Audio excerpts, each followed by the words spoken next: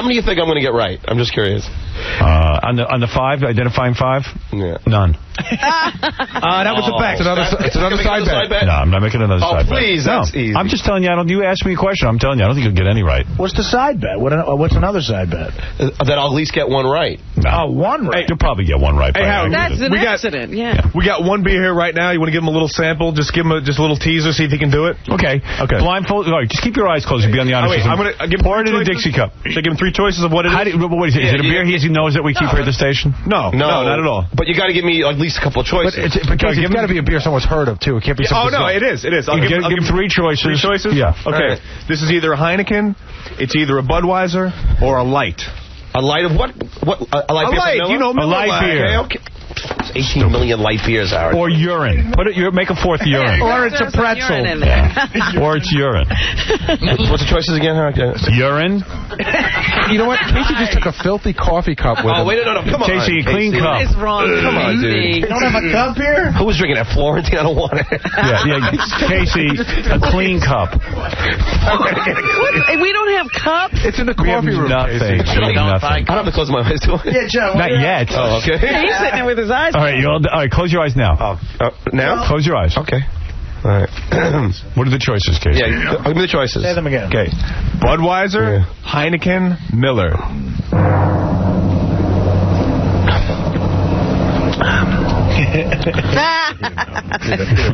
Well, take a guess. He might get it right. Do you want a funnel? Oh, my goodness. Still Drinking the beer.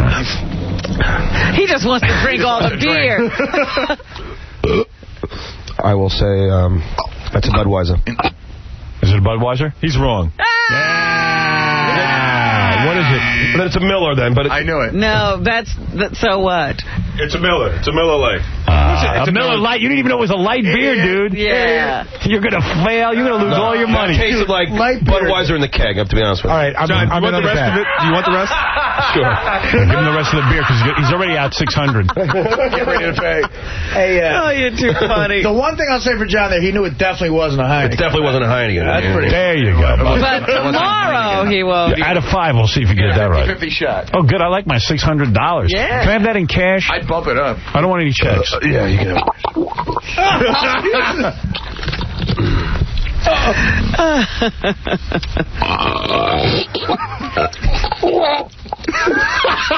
Dude, you know Gary can't listen to this, right?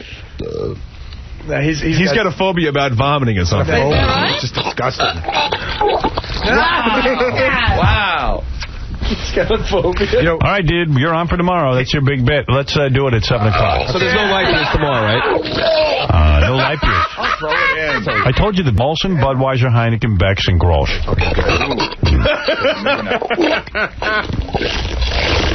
You know, Casey and I have a deal.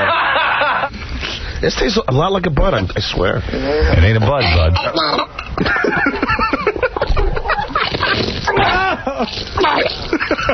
Jeez.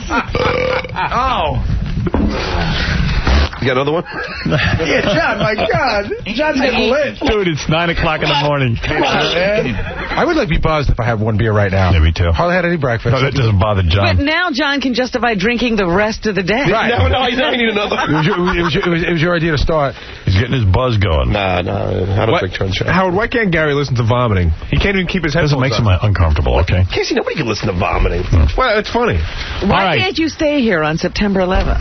Why can't you shut up? What did you want to say, Gary? No, it's no big deal. All right, so that's the John betting his kids' Christmas money, ladies and gentlemen. I'm sorry, Greta. I can't get you. Well, I'm a little worried. Xbox.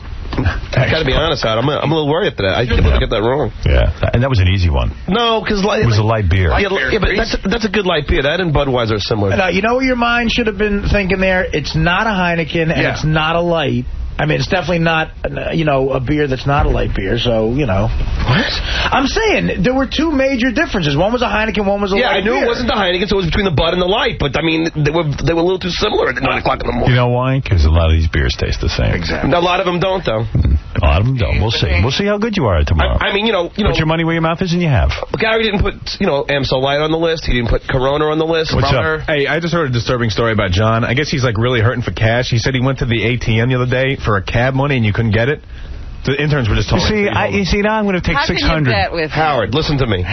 Listen to me. First of all, I just deposited a check in the bank for a lot of money. The problem is I'm just waiting for it to clear. Okay. So don't worry. I'm fine. We can make these bets on the air. I'm not a pauper. I have a decent amount of money. All right, I got a really dumb phone call here.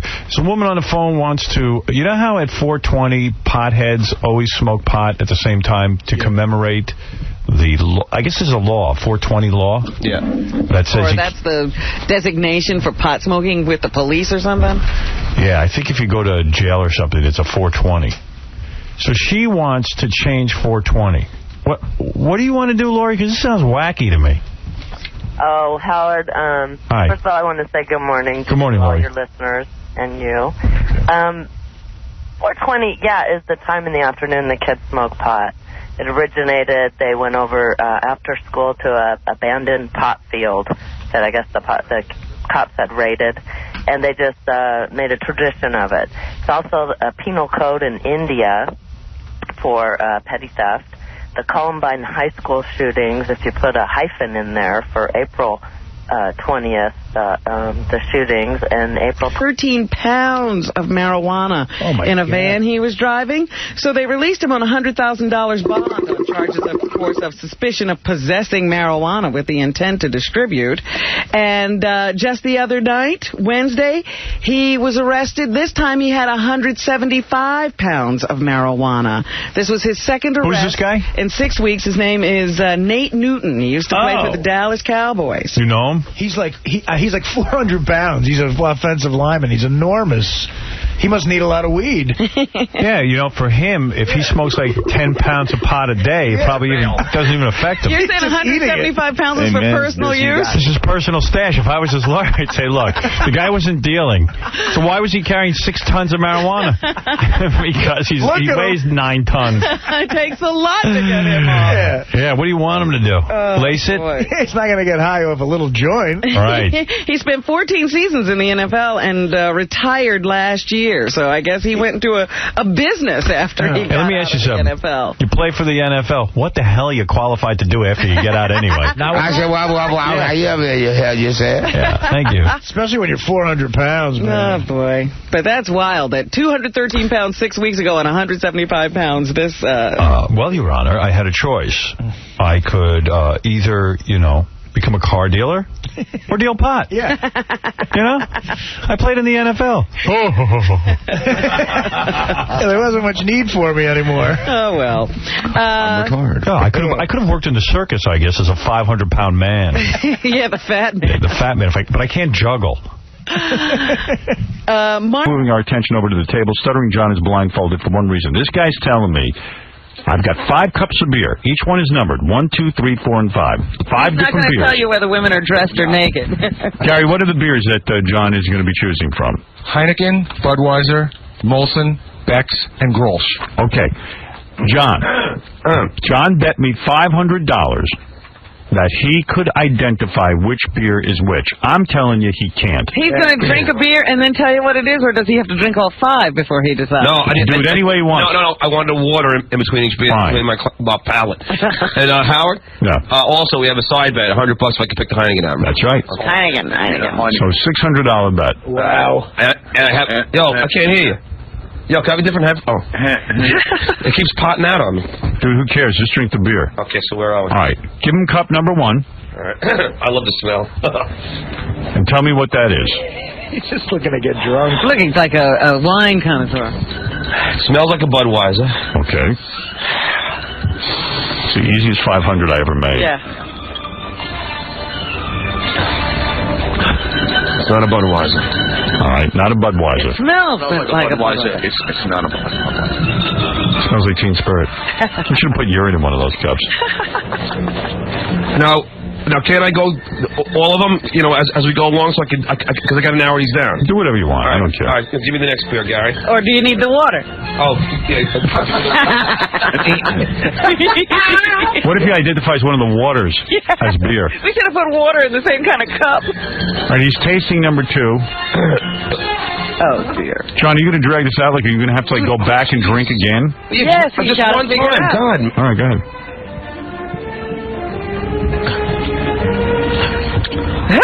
He has no clue. Yes, that is beer. I'm pretty sure this is the Budweiser, but I'm not going to make my final decision until the next... Can you remember each one? Well, Gary, are you going to give them to me in the same order, right? Yeah. Okay. Look at him. He's so funny. Okay, man. He's drinking his water. Now he's taking beer number 3. This is an important...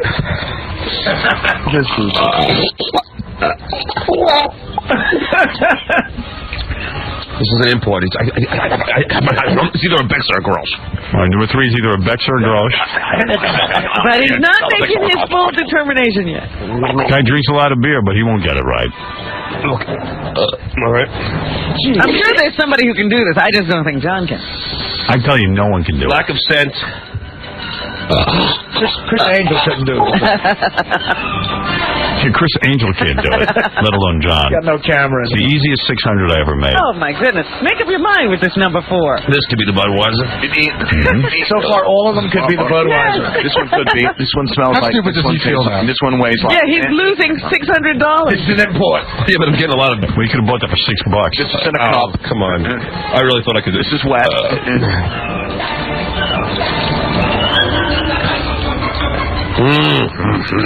Number 5 beer. Is that a good one? I don't think he's going to get one right. I don't either. I used to have more confidence. Come on, John. That's funny. Number 5. All right. Listen, the last try. I'm going to call them all. Call them all right now. There Here you you go. go. Here's cup number 1. Money's on the table. Can I bet I'm not going to get one right? He needs to recover. Go ahead. Number 1. All right. And we'll put a card in front of each one that you call out. I'll bet somebody he gets one right. Go ahead, start betting. I don't know. Well, I mean, fuck. John, call out number 1. Oh, God.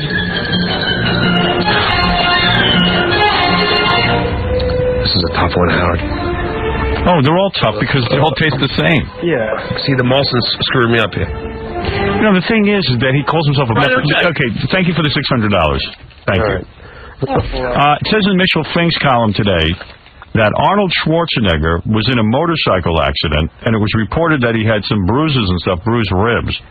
But they say the damage is much more severe, that he punctured his lungs. Yes, and he's still in the hospital. I don't know why anyone would ride a motorcycle. I never understood that. Every guy I know rides a motorcycle, eventually ends up with either pins in his leg or missing a leg. Or part of his head missing. Yeah. Tremendous road rash. Especially if you got a great life going. Why get on a motorcycle? Maybe it ain't that great. It's fun. It's fun. Was it a Harley?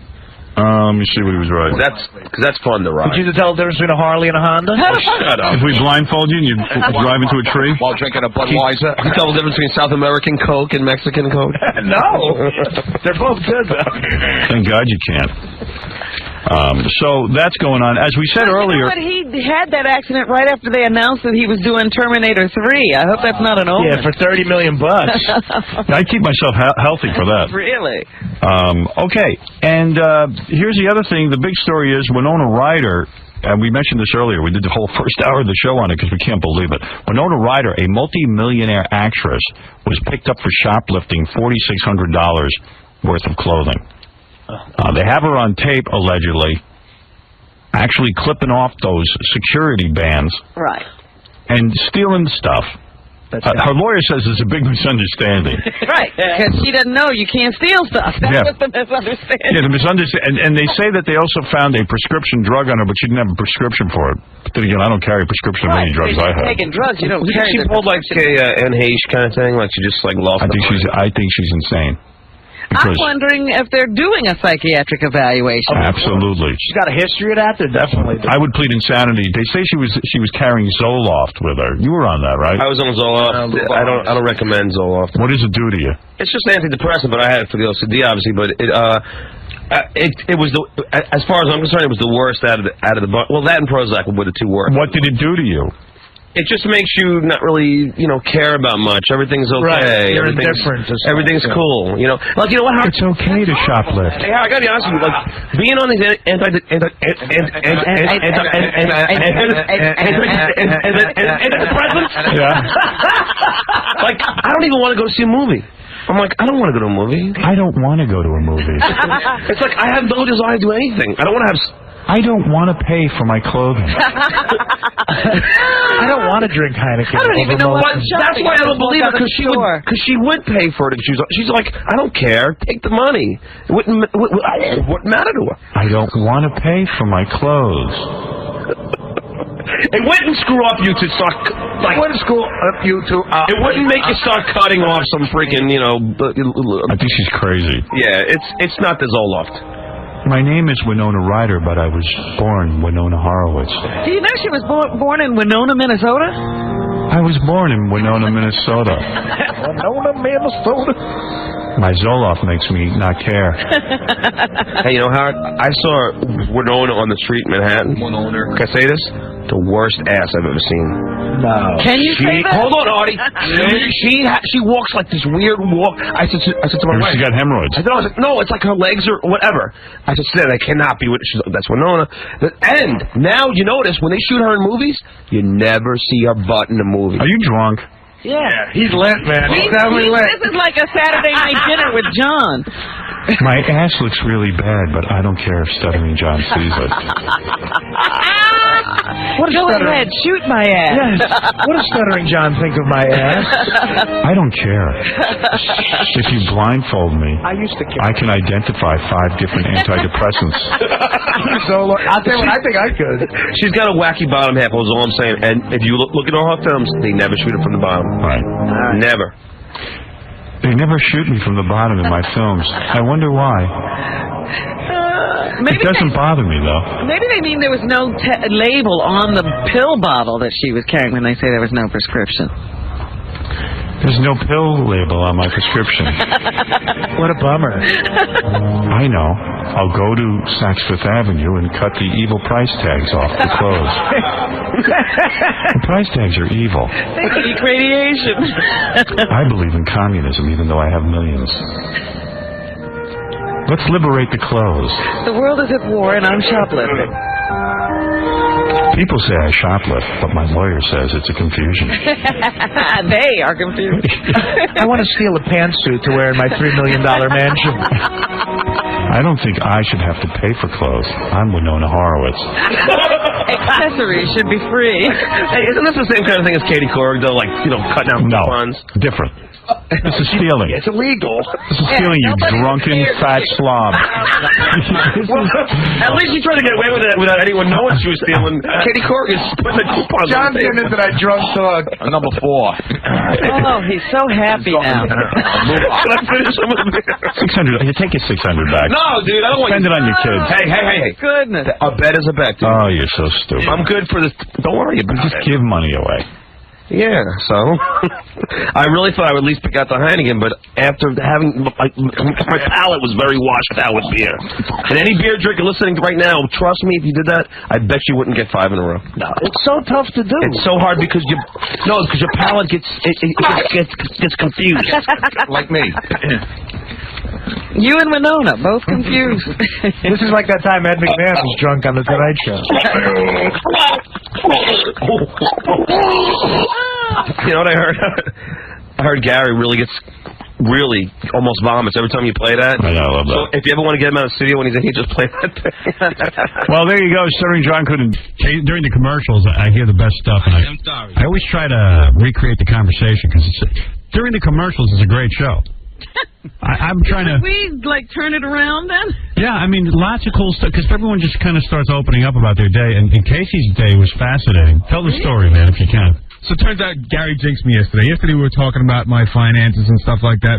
So I go home yesterday, and I'm sitting there, and all of a sudden I hear a buzzer, right? And I hear the buzzer's ringing. I never answer my buzzer because I never invite anybody over, so it can only be bad news. Yeah, when you buzz Casey's house... his apartment, he won't answer the door. Yeah, I never answered the door. Right. Because you didn't invite anyone over. Why would they be there? Exactly, right. So it's only bad news. Right. Okay. So I don't answer, like I said. Then 5 minutes later, I get this one, the doorbell's ringing, and it keeps ringing, and I know who it is because the same guy does all the time. It's a super. This is how he rings. So I usually rapid yeah, it goes ring. ding dong, ding dong, ding dong, like for 5 minutes. So, you know, usually I hide from him, too. Gives you a headache, yeah. Usually I don't answer the phone, you know, I don't answer the door, but this time, you know, I think there's something up. Maybe I should go answer it. So I go outside. You had a premonition after 80 buzzes. Right. And he's not around, so I go to his place, and I knock on the door, and he says, hey, you better go downstairs. Con Ed is here, and they're turning off your electricity. Oh. Yeah. So I go back to, I go downstairs, and I say, hey, guys, what's going on? They said, well, you bounced the check, and the only way we're going to turn this back on is if you give us cash. $500 and something. There's no right to do that. Oh, exactly. Yes, So, and why do they own the electric? The electric is for everyone. Yeah, but they could at least tell me that. You know what? That's my fault, too, because when they give me the little slips, the bounce checks, I don't read them because it bums me out. Right. So I never even open them. Right. So I don't know. Way to go. Yeah. Live in full denial, yeah. Because Casey tells me a lot of his stories, and I get a lot of them confused. But didn't Con Ed come 6 or 7 months ago and threaten to shut it off? No, that was probably about a year ago. Right. And the same thing happened, I guess. I must have got behind on it. Are you embarrassed when that happens? Yeah, I am. Yeah. Of course I am. You know what am I going to do? It's lucky I got paid yesterday. I got paid on Monday. So what do you do when the guy's standing there and he's saying you got to pay in full? There's two guys, like these guys like Joey and Vito from the Bronx. You know what I mean? These guys are like, you know, real men. You know what I mean? So I don't like screw with these guys. But I'm like, all right, let me see what I can do. So I go up to my apartment. And I go and I'm looking for my checkbook because maybe I can swindle them with another check. For reason, you know why he's saying that? Because when they came a year ago, they told him cash only. Right. And Casey got his checkbook, and somehow, I don't know. Oh, yeah, that's right. I said, hey, wait a minute. I sent you guys a check. Look. And I went back and I took my my bank statement and I wrote in real quick while they weren't looking, Con Ed, you know, and a date on it. Said, look, I paid it right here. You know what I mean? Right. So I swindled them. So I got it. So they turned it on because he made up a fake entry in the checkbook. Nice. Yeah, so I got it. So I get back. Yeah, I got back up to my apartment. The only trick you can't figure out is how to get more money. Hey. Yeah. So I go back up to my apartment. I'm looking for my checkbook so I can try and swindle them again. Yeah. It's pitch black. Oh. They turned it off already. Refrigerator's off. Everything's off. So I can't see anything. Right. It's lucky I found my ATM card, and I got paid on Monday, so I had a couple dollars in there. So I go downstairs and look, how much is it going to cost me? They said, you got to pay the full thing, $500 and something. I said, first of all, the ATM is going to let me get more than $500 out of it. So I will try. So I went out and I managed to get $400 for something out, and I gave it to them. They turned it back on. But now I'm screwed with rent because that was for rent. Rent's due today, now they're going to rent. You know, Howard, I mean... Well, hey, you got to tackle one problem at a time. Exactly. You think they'll understand? one day at a time. But wait a second, haven't you been given... Let me ask you a question. I know you don't make a lot of money here. And I don't know, maybe you're going to have to come to a conclusion. You're going to have to leave or something. I don't know what you're going to do. Or change the way he lives. Well, yeah, I'm crime is always good. No, but I'm just wondering, what do you... Like, is it that... Do you spend...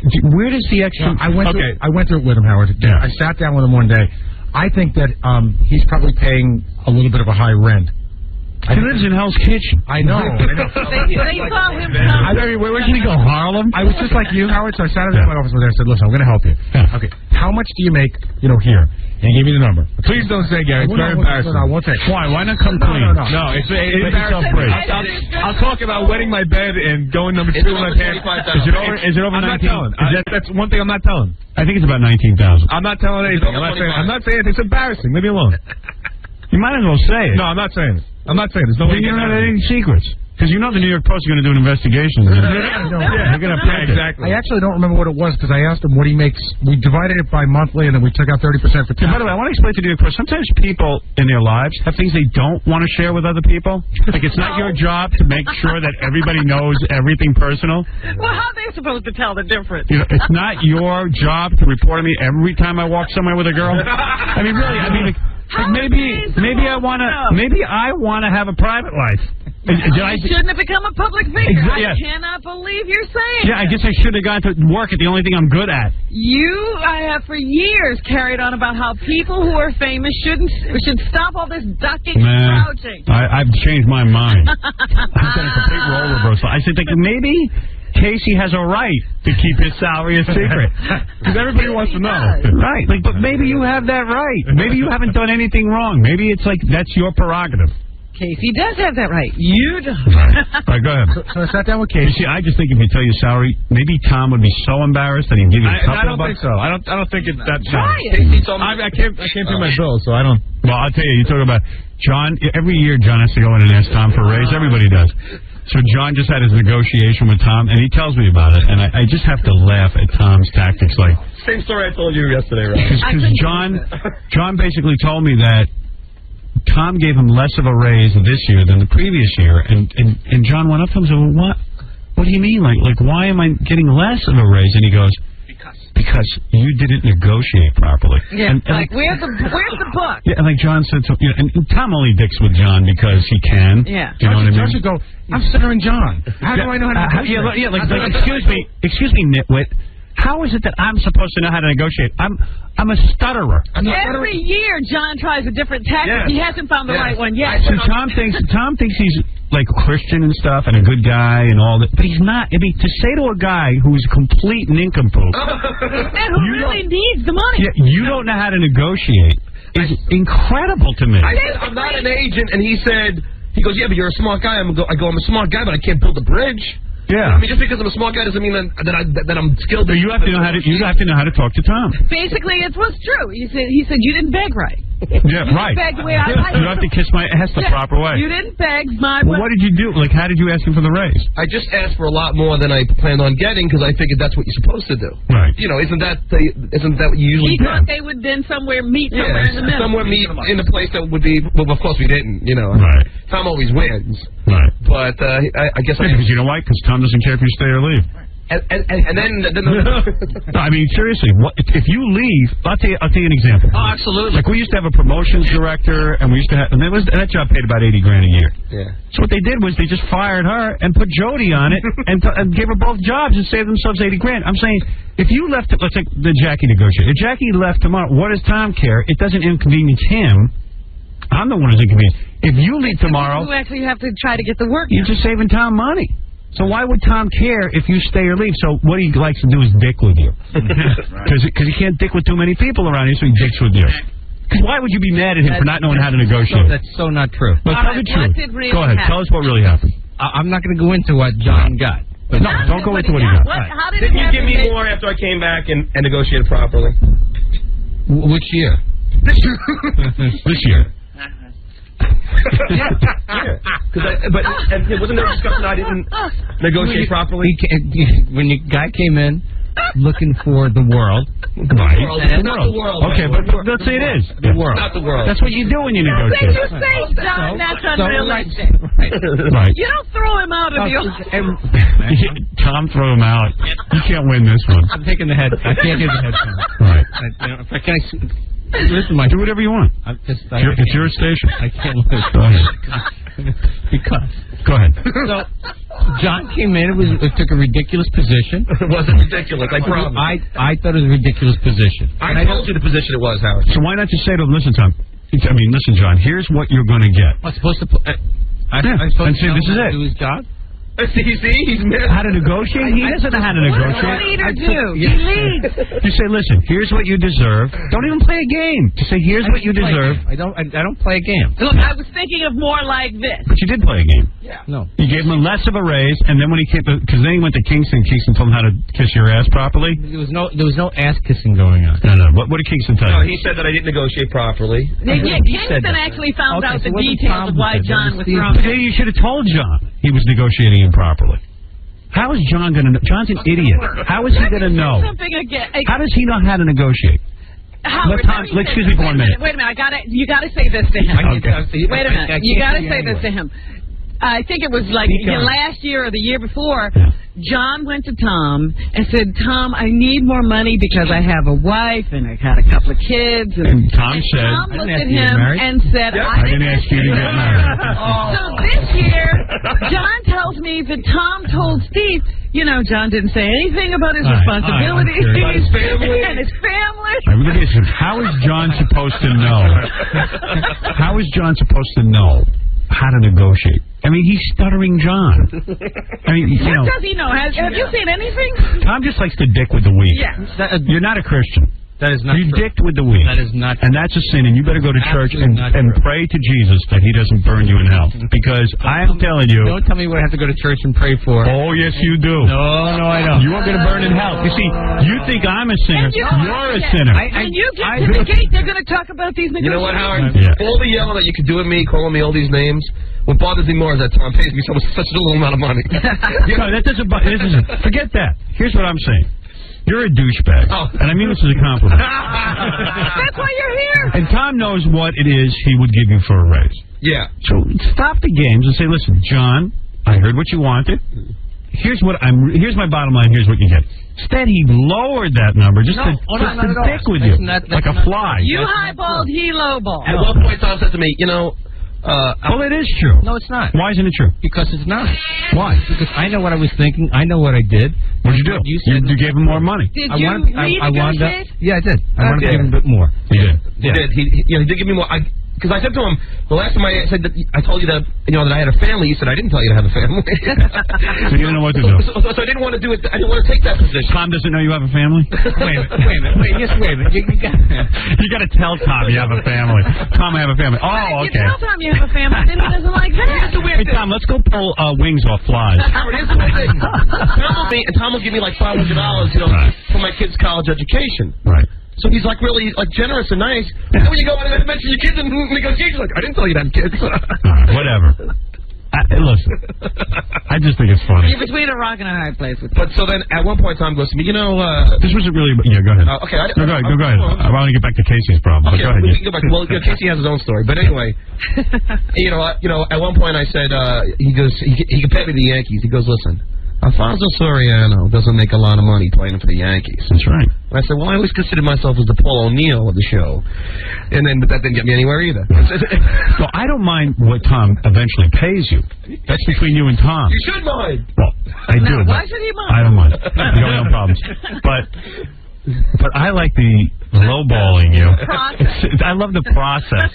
I would just say to you, here's what I'm paying you, period. Yeah, John. There'd be no process. Why is that fair? I'll tell you why it's fair. Because you know the bottom line, and you know what percentage. You always have your 7% that you give everybody. So you probably gave them 4%. That's high, by the way. Yeah, that's it not is? the percentage. It's down from 7? Yeah. And by the way, there is no Jackie money. By the way, it doesn't exist. Oh, it exists. It exists. Trust me. Yeah, some of it's sitting in this room at the moment. That's right. Ain't me. 1/10 of 1% is sitting in this room right now. Can I ask you this question? Because, people around here... This doesn't exist for you. People around here, Scott the Pacer saying, well, how can I put my fingers behind Tom's head? Remember when I did that? Right. As a goof. A joke on the radio. Tom, does that affect that negotiation? Absolutely. That's Absolutely. He takes it personal. No, that you take it personally because it's a very... If you do it again, I'll smack you. You got to do it again. See, that's what he's good at. He's good at dicking with you. That's fine, but I won't be dicked with like that. Yeah. All right. That's between you two. Tom, answer on this. You know what? I come in, it's the Howard Stern show. You're going to be dicked with. But then there's a line. There's a line. We disagree on the line. Be honest. I'm being honest. Really? It's always honest. But Tom, it has to in the back of your mind. No. If you're on the fence about something, you must go through in your head the list of things I don't have a that checklist. John does that's insulting to you. I don't have a checklist, Gary. No, not a checklist, but you just say, listen. Here's all I know. Here all I know is John that and having a checklist. John went in for a raise, and then somehow after Kingston told him how to kiss Tom's ass, he got more of a raise. That's right. I'm just saying I wouldn't play games. What is the whole game anyway? Wait a minute. There was no ask. Yes, it was. What did you have to say? I came in and said, Tom, I realized I didn't negotiate properly. Right. And then he said, that's right. You should have asked for a little bit less. I said, Tom, I'm not an expert. I'm not an agent. He goes, yeah, but you're a smart guy. And I said, I'm a smart guy, but I can't build a bridge. That was the exact conversation. Right, but Tom? what is the whole process? He knows what he's going to give everybody. How silly is he that? knows it's time to give everybody raises, but they all have to go visit Tom. No, I like it. Like Tom goes. Tom makes you come visit him. Like this. I say, you know what? It's up for a year. Let's not even go through the hassle. If I was Tom, I wouldn't want to sit in a room with John. I worked in another profession. At raise time, we got raises. Nobody Some could people visit. want to go through the process. John is one of the people who. But it's not going to help him. So be honest with him. Say, listen, don't waste your breath. Here's your 7% or your 5%, whatever percentage you have. Do it. What is this negotiation? Why go through the charade? Why visit? You have too much free time. I once had an agent call Tom about it, and I think you got a little aggravated I had somebody else do it besides. Oh. Yeah, but so it's like he doesn't like me to have a professional agent, but he doesn't want me to negotiate. Well, that's a management tactic 101. Yeah. Nobody ever wants you to have an agent. He's breaking you down. Do you know, the first time I had a lawyer represent me was I was out in Washington. I had an 8-share. Never been done before in Washington. It was huge. It was ratings. I was making $40,000 a year, and I was really having trouble. I had the kind of people knocking on my door because I had, a wife, Allison was pregnant, this and that, the other thing. So all of a sudden, I decided I'm going to get a lawyer. Well, they blew their stack. What do you mean, a lawyer? We've always done. Meanwhile, they used to bring in a lawyer of their own, and Goff LaBar, a management guy, and sit me down and break me down till I cried. I would cry. I was just like, you're alone, and they got their whole team. And I said, well, wait a second. Why can't I have a lawyer? If you get a lawyer, that's it. And I went, then I'm getting one. I said, you know what? Then I'm getting one. Yeah. And when I got the lawyer, they shaped up quick. I deal with agents all the time. I have no problem dealing with agents. He's just not going to deal with John. Now, do you know who you could deal with? If you have something with me, I don't know what it is. You know what? I will tell you. You're worthless. That's what I like John. I respect John. John, yesterday in the argument with Cabby, there was a fierceness in the loyalty that, towards you in the show that I really respected. I don't think you should be paid for that, though. No, I agree. Yeah, he's a loyal guy. You know what it is? You keep him down, he's going to stay hungry. That's good. I like your philosophy. Do you think that John is respectful of you? Yeah, at the end of the day, yeah. See? I invited Tom to my wedding. I like Tom. The only time I don't like Tom is when we sit in his office and I'm emasculated in there. I just say, why go through the charade? I'm not arguing over what you get. I'm just saying, why go through the charade? But wait a minute, John wants to do it. John wants to come in and have his day, and wants to tell me all the reasons. Would you tell him now that it doesn't make a difference what he says? No, I listen to him. If he you do listen. Arguments, I'll listen. But he hasn't had a good one yet. No, that's not true. Not true. See, Tom has come up significantly, with me, but starting from zero, you can go a lot. Some of these jobs are starter jobs. That's what he knows. This is the problem. How many people is he going to give, Robin's kind of sound. Getting back to KC, KC says that he goes, if he goes to Tom, it's just like. Are you doing that now? No, I say thank you. I go to Tom, and he's very nice, and I just say thanks, Tom. Because we've decided that this. You see, you're smart. No, we've decided this is not a career for me. I mean, this is just. Wait, we decided. This is the greatest line. Tom told KC, the only way you get money is if Gary dies.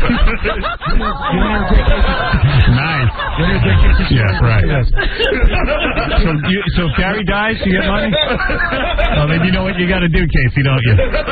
So when you walked in, Tom told you this was not your career. Well, no, we talked about it after a while. We said, he can't. What is your career? There's a certain amount that he can afford to pay me. Right. And this isn't a career. What about the Jets? Aren't you going to go work for them?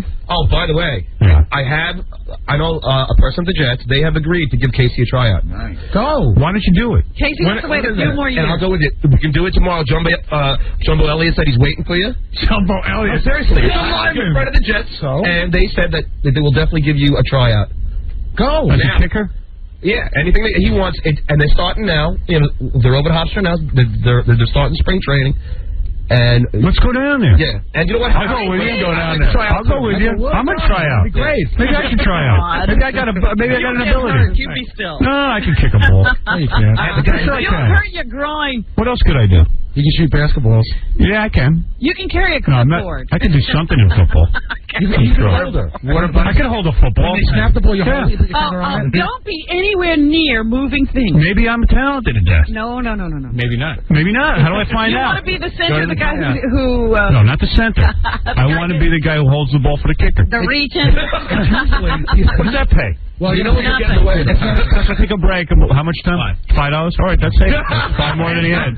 And then you got $515. No, I tried to get him to do something. I was going to pay him $500 not too long ago. He goes, no. What did you want him to do? I just wanted him to show up somewhere. That would have been. Yeah, and as a friend, I said I would do it. What is an escort? You don't have to pay me to be a friend. No. You're paying him for. I just needed him to do a little oral. That's all. $500. Some heavy machinery. What'd you need him to do? No, there was a little gathering that was for a charitable event, and I said, if you show up there, I'll give you $500 as like really. He says, no. I'm like, KC, you need money. No, you don't have to pay me. You don't have to pay me. She's a friend of mine, and she doesn't have to pay me.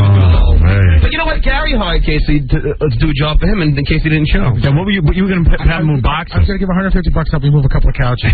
Oh, but I had something going on that weekend. Something happened. He told me, he said, I got to get up to Connecticut. I got to get to this. He said, by the time he's done, it was, well, after you move all the couches, what do you clear? I think I had something to do. I would have done it anyway. That was a weekend he stole his car back. Oh, yeah. He had to steal his car back because they had it in storage. All right, we got to take a break. We'll come back right after these words. I have to leave for a few minutes. Something came up, so Casey's going to take over the show. He's going to interview the singing psychic. I know I don't normally do this, but I do have something to take care of. I'll be back in about 5 minutes. Wow.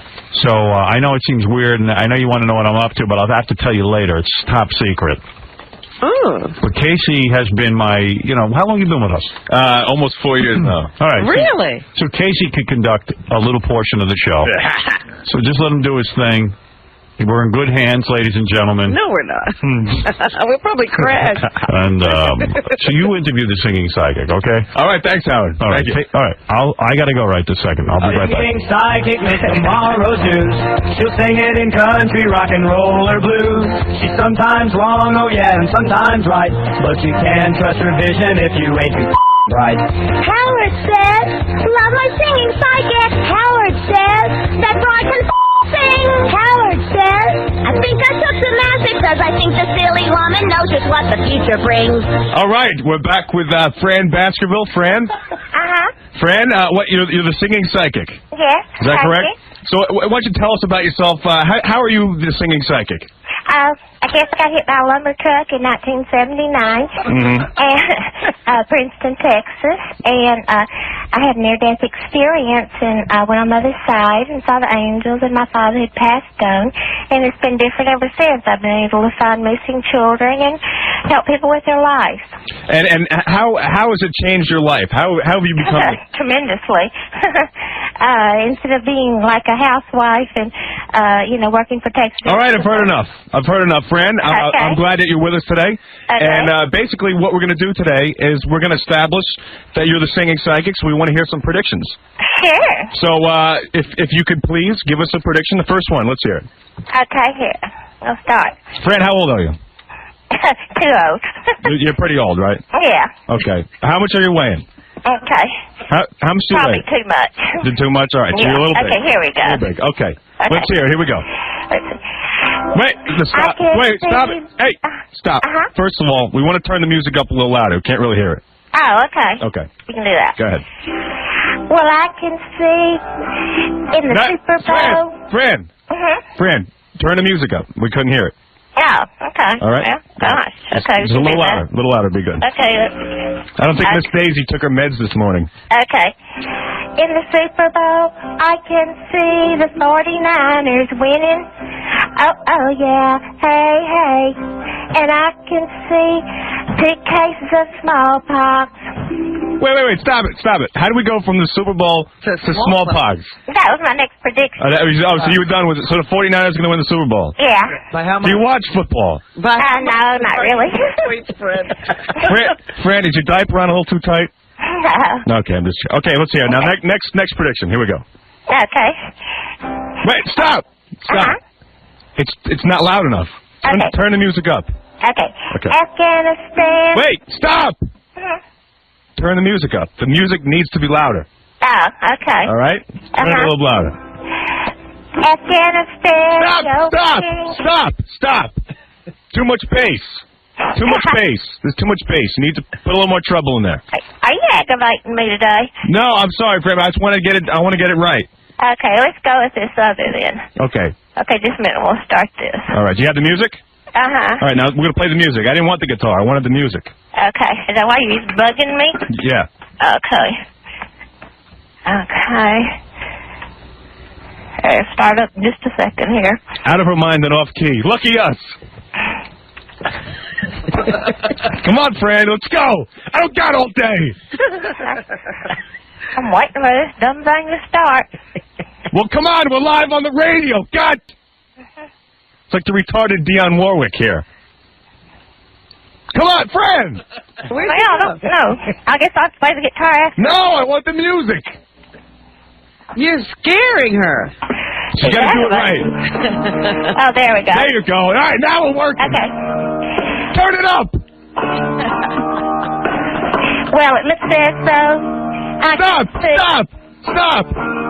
Stop it. It's not loud enough. We're not hearing it. Okay, let me move the mic over. Yeah, move it over. Okay. Move it over now. Okay. I think you just Fran, do you need to empty your diaper? No, you need to go to the bathroom, I think. I need to go to the bathroom. All right, turn it up. Yeah, go ahead. All right, I'm going to ask you. Screw your predictions. I'm going to ask you. Is Tom Cruise gay? Turn it up. Let us know. Okay. Turn the music up. Where is it? Oh. Come on. There you go. No, why'd you stop? I don't know. Turn it up. Yeah. Is Tom Cruise gay? I think we're... Come on. What do you think she's trying to work? Well, I'm going to have to... Hey, Howard, I got a defibrillator here in case the old bag goes during the segment. All right, I'm back. How did he do? I missed it. It was great. He was good? Yeah, I thought he was good. He really conducted a nice interview. I just feel for this poor woman. Fran, how did he do? He took over for me. Oh, he did okay. He just kind of fussy this morning. He's fussy. All right. What did you learn? Not a lot. All right, give us one prediction. Give us a good one. Go ahead. Okay. Well, I can see the war being over in the year, hey, hey, hey. And I can see... I don't leave the room again. Okay. Stop! Wait, Fran. I don't even know what she's singing. Fran, what does that have to do with Tom Cruise? Oh, nothing. Okay, now tell us. Let me give a plug to Fran.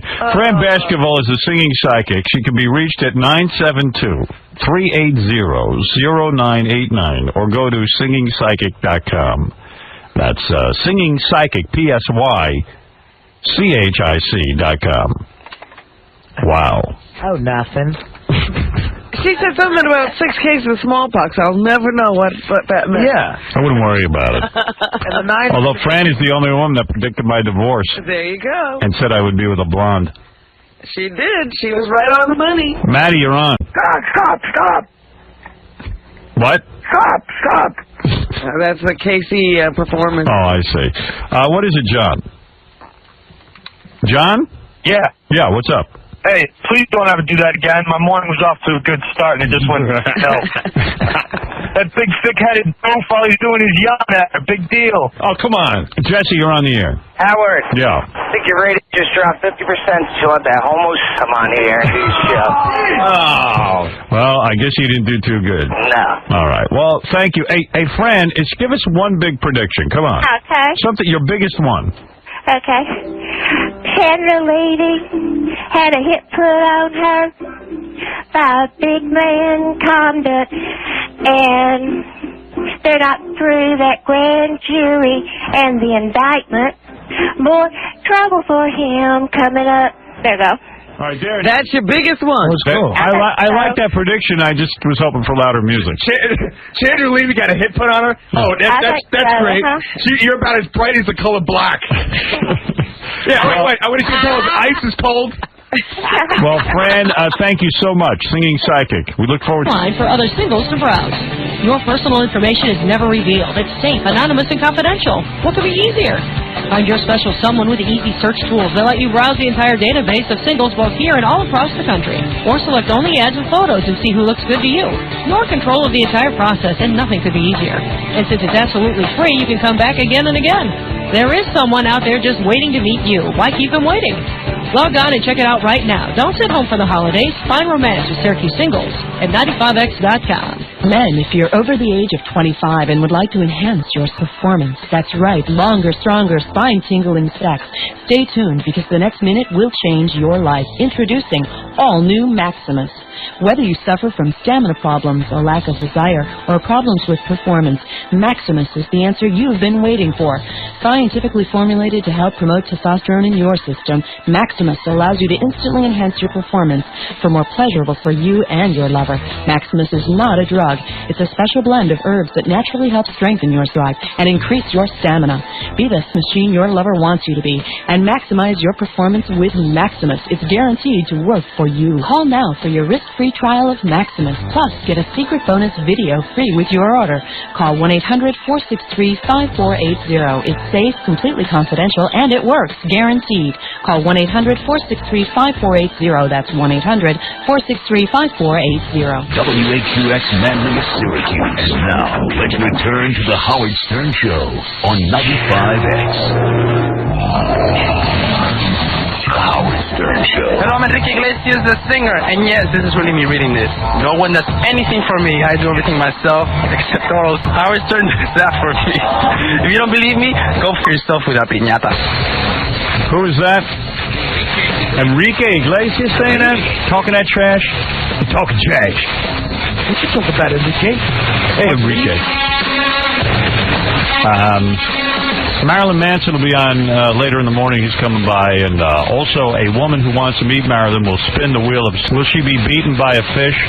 Will her T-shirt be wetted down? Yeah. Will she have bagels thrown at her cream cheese ass? Tune in and find out. Or horror of all horrors, will she leapfrog naked with Benji? That, my friend. Nobody wants to see that. Will she paint Benji's genitals green? What? What?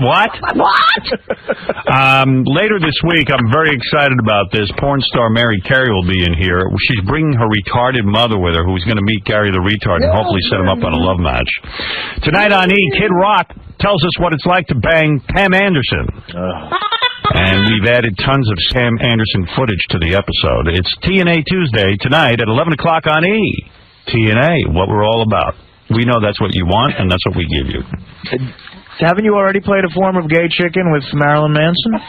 Yeah, you know what? You didn't know you were in the game. Right. Yeah, I ain't playing that. And you lost big time.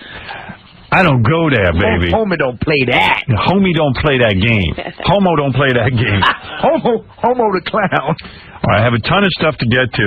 First off, I'm going to get to the phone calls, but this is just a funny piece of tape that's actually kind of old. This is Brian Gumbel.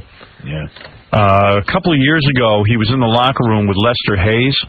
Who's that? Lester Hayes is a football player. He's a black guy who not only has a slight stutter, but is completely unintelligible. And it's so weird to see Brian Gumbel, who speaks such beautiful English, and then Lester Hayes being interviewed by him. The juxtaposition is amazing. It's one of my favorite pieces of tape. So in a Stern Show classic, here's Brian Gumbel interviewing Lester Hayes. Lester Hayes, they wanted to go at you. They wanted to prove they could beat you, and they really didn't. Like we were saying, I was like I was skiing well. It's like we stop here on Michael. Just saying like we held him in a second. Just saying like it was super day for us. And just saying like this guy over here just saying like he was super day. Just saying like because of I was about to say, you're the master thief, but he stole the spotlight. The look on Brian Gumbel's face, and by the way, that is not doctored in any way. No. You must have. Swear to God. And in fact, Lester Hayes played for who? He was an Oakland Raider, and the thing is, he was an amazing player. He was a defensive back. He made that thing Stickum famous. He always had the Stickum on his hands, which they made illegal. He intercepted like 3 passes a game, and that was after the Super Bowl. That was on national TV. They just won, and he had a great game. And I guess nobody had ever tried to talk to him. Well, Lester Hayes avoided interviews, and he had to talk after the Super Bowl. He was so excited. That was on national television. Yeah, I know. Super Bowl. Oh, he's so great. Jeez. And the look on Brian Gumbel's face when he's interviewing him, he's like trapped in hell. Lester Hayes, they wanted to go at you. They wanted to prove they could beat you, and they really didn't. Like we were saying, I was skiing well. It's like we stop here on Michael. Just saying like we held him in a second. Just saying like it was super day for us. And just saying like this guy over here just saying like he was super day. Just saying like because of the fact I was about to say, you're the master thief, but he stole the spotlight. That's astonishing. Lord. What, do you have any idea what he's saying? Because you're pretty good at this. Well, he got stuck. Like John gets stuck on a phrase. Yeah. He got stuck on like I say, like I say, like I say, like he was saying, like I say, like he, and that's all he says. Yeah. And Super Day, and like I said, and like he said. This guy over here. This guy over here. This guy over here. This guy over here. This guy over here. Yeah, it's amazing. I don't even get that out of it. That's so bad. Okay, with a OJ update, here's Lou. Lou, go ahead. Hey, how you doing, brother? What do you got, bro? Okay, well, first of all, they showed a little bit of a clip of OJ actually walking downtown. But anyways, check the little list. Was he in cuffs? Actually, I didn't quite see it that far, but they keep going in and out and all that stuff like that. For those of you just tuning in, as of 6 o'clock in the morning, OJ was surrounded by FBI, DEA. They did a raid of his house. They've been evidently holding him under surveillance for 2 years. Found out that this is all alleged. That someone was saying something about an ecstasy ring and something about illegal satellite cards. And knowing OJ, he'll be golfing later today. That's right. This guy don't miss a day on the course. But go ahead. What do you got? Oh, okay. Well, first of all, about earlier, the singing psychic, I got one for you, too. OJ's gonna get busted. Anyways, check it out, buddy. Bye. Distribution, money laundering, and satellite theft. A total of 11 people have been indicted. Now, once again, lots of officials here at O.J. Simpson's home with 9 search warrants. Exactly what Simpson's connection is with all of this is still unknown, but as soon as we have more information on the story, we'll bring it right to you. We're live in Kansas. Wow. Anyway, so check it out. Yeah, that's great. Thanks, man. Cool. Hey, you rock. When you gonna come down to South Florida, buddy? Maybe soon. We're planning some sort of trip. We've got something in mind that I think is going to be very appealing to the audience. I don't want to do like a birthday show this year, so I think we'll take the budget and maybe visit a couple of places. Cool. Okay. Also, I'll tell you what. I know Gary's going to be down here. Hopefully, he won't hook up with OJ and trays of teeth with some for some ecstasy. So what? I wonder what happens. Like OJ goes to jail. He calls his lawyer. Does he get out on bail, or do they hold him because he's got He's got slam on ecstasy. Is he a flight risk? Is he a... Where's OJ going? We know he's not a suicide risk because the guy's been in worse trouble and he didn't commit suicide.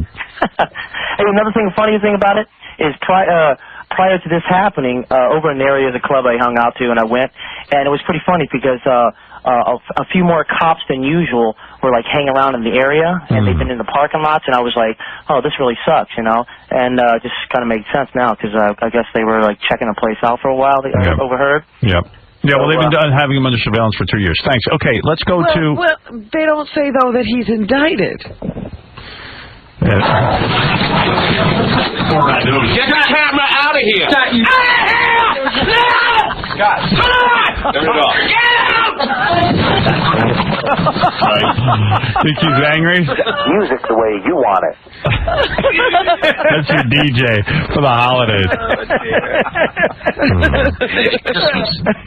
It is! I'm having like a New Year's party, and the whole big thing was whether to invite Scott. I'm hoping he's working New Year's. Somebody hire him for a party. Please. Are you definitely... Yeah. Definitely. You're definitely having a party? Yeah. Wow. With you. I'm invited? Yes. Oh, cool. Of course. All right, we just met Scott the engineer and Ediz. The announcer.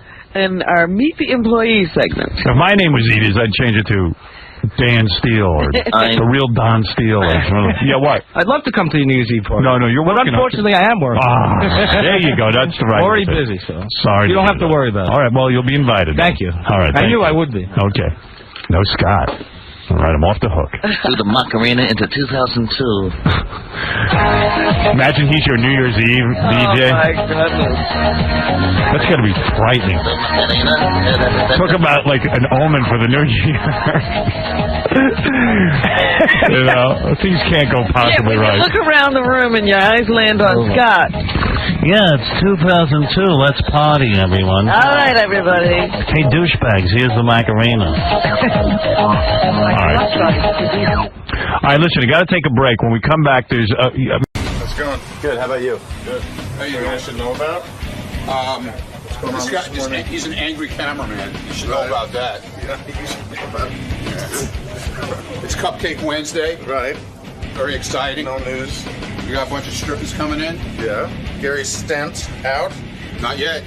I think today. Oh, today? Yeah, I think today. Artie broke up yet? No. Still here and Steady as still they with go? the chick. Carry on. So what's new with you, Sam? Not much. Happy to be here. All right. Welcome back. Thanks. Have fun today. Okay. All right. Hey, by the way, Sam Simon stopped by. He got a TV show. Sam, you know, is a friend of our show. He's a guy who developed, he was one of the original guys who developed the Simpsons cartoon. He also went on to direct episodes and write episodes of... He's written tons of great sitcoms. Taxi. Yeah. What give you a resume besides The Simpsons? You also did, what was his, the Drew Carey show? If you bring a hot chick in here, Sam will give his resume. Go ahead. Taxi, Cheers. Yeah. Tracy Ullman Show. What'd you do on Taxi? I was running Taxi when I was 23 years old. What do you mean? Describe for the audience. I was the showrunner. I was the producer. People not in showbiz don't understand what a showrunner does. They pick the stories, they run the rewrites, they edit the shows. That's what you did on Taxi? Yes, when I was a child. I'm trying to make you relevant to the audience. It's going to be tough. Yeah. That's irony. I got my work cut out for me. These shows are... So you were the showrunner on Taxi when you were 23. Yes. How do you get a job like that? How do they discover you for that? I wrote a script on my own, and it's called writing a spec script. Right. And I mailed it into the show. Right. And they bought it, and they made it into an episode. What were you doing when you wrote a spec script? I was doing storyboards for an animation studio. I see. So you were in animation. That was your back. You see, this is how it all leads to The Simpsons. Wow. This is interesting. Right. You were animating. I was doing animation, I was doing storyboards and character design for Filmation Studios. It's the worst animation studio ever. They did crappy Saturday morning shows. What were some of the shows that they were responsible for? I'm going to tell you, and you're going to go, those are good shows, but the ones we did weren't good shows. We did Heckle and Jekyll, but it wasn't Heckle and Jekyll. It was the new, they would buy the rights I remember the to new these Heckle and Jekyll. defunct cartoons, and then they'd make really crappy versions of it. And what other crappy ones did you put out? The new Heckle and Jekyll? Mighty Mouse. The new Mighty Mouse. So it wasn't Mighty Mouse, it was the new Mighty Mouse. Right. Did you feel horrible putting out crappy cartoons? Oh my God, it was, I would wake up and watch them because you'd never get to see them. Right. And I did learn a lot because you never get to see them because they're drawn in Korea somewhere, right? And then, by the time they get back, you don't even get to view them. And they also they didn't direct the voices. That's one thing that I learned is on The Simpsons, I made everybody do it like a play. Right. And they all sat around microphones, and we did, they did it at the same time, and they reacted off each other. But at Filmation, they wanted one person to do every voice in the show to save money. So the actors... And they had the guy that ran it, Lou Scheimer, he had his kids doing the voices. So they really knew how to cut costs. Oh my God. So the actors... And wait, they had stock footage, they had books of stock footage. Right.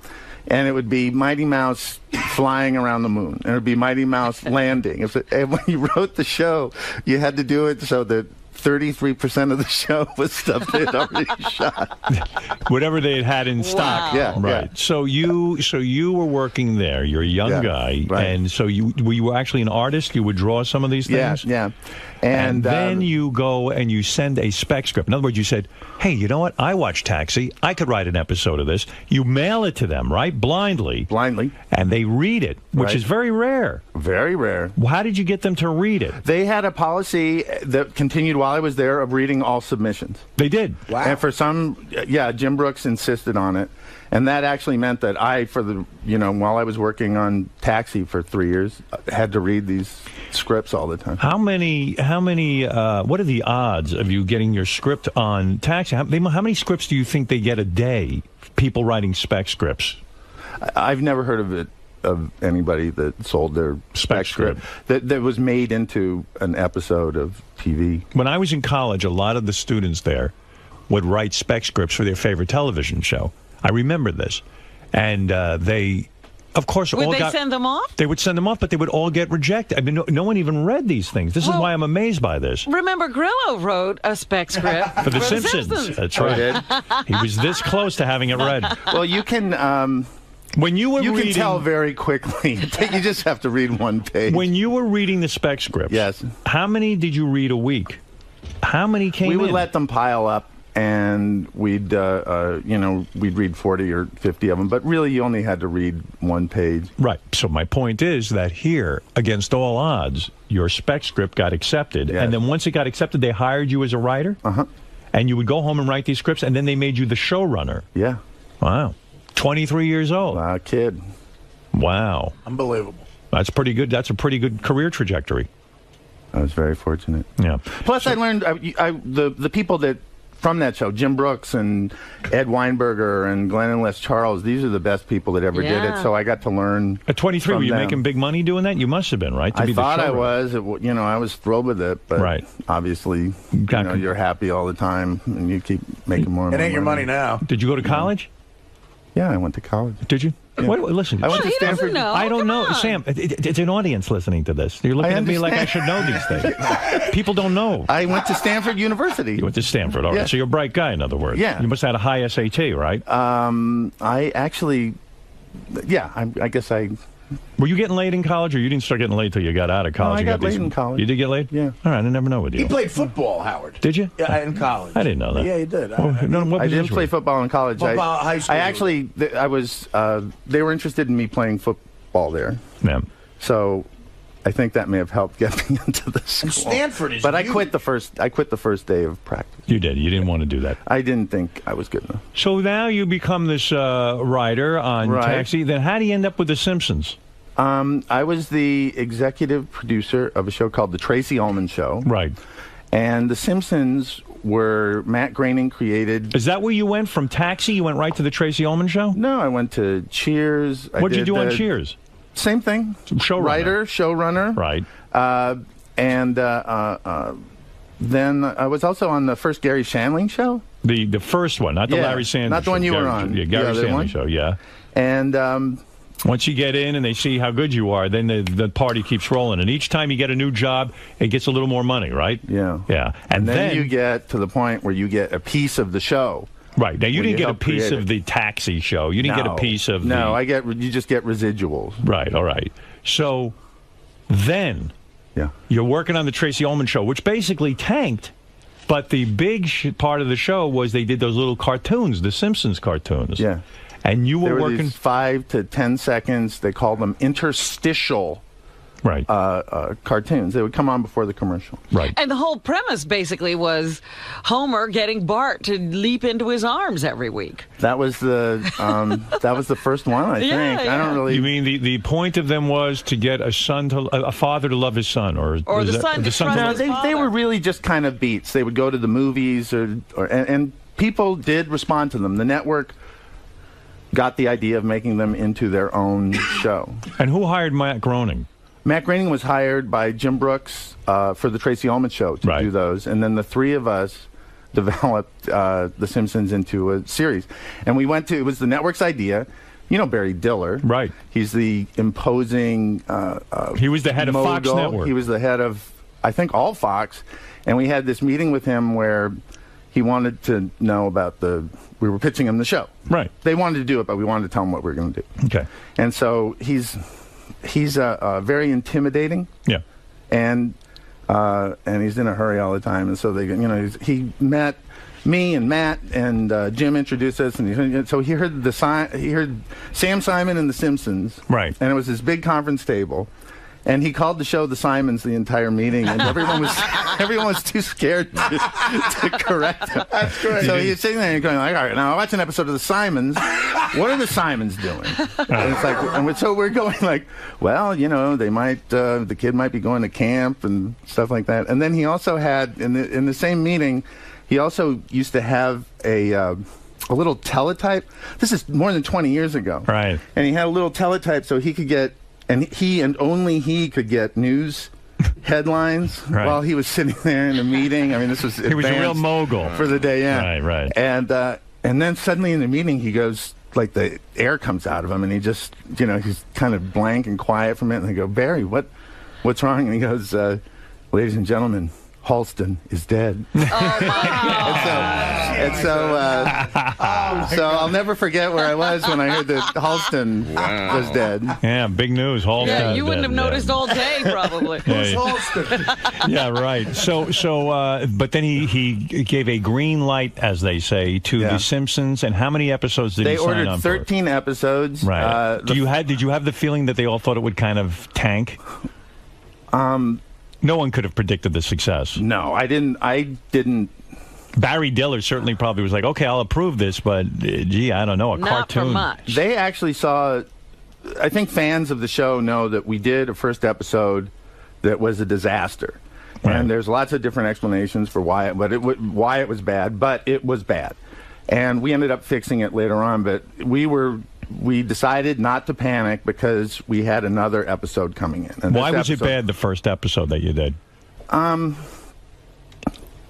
The director was from Saturday Morning Animation, and he took a lot of liberties with the script. I'm not sure the script was as good as some of the other ones. There were a lot of reasons. It was the first one, but because it was an animation production line, another one was going to be coming in a couple weeks. What you're describing is that also with animation, once you write the script and you record the voices, it's all locked in. You can't go back and edit because it's all drawn in Korea. And no, we could edit a lot. The mouth movements are very imprecise. We could redub lines. We could take footage from other episodes. So we actually did, and we made them long so we could edit them. I see. So we could take a minute out. But anyway, we got this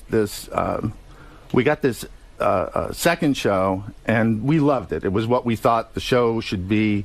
We were all thrilled, and that's the one we showed to Fox. Right. And it was the quietest. No one laughed. No one liked it. The entire time.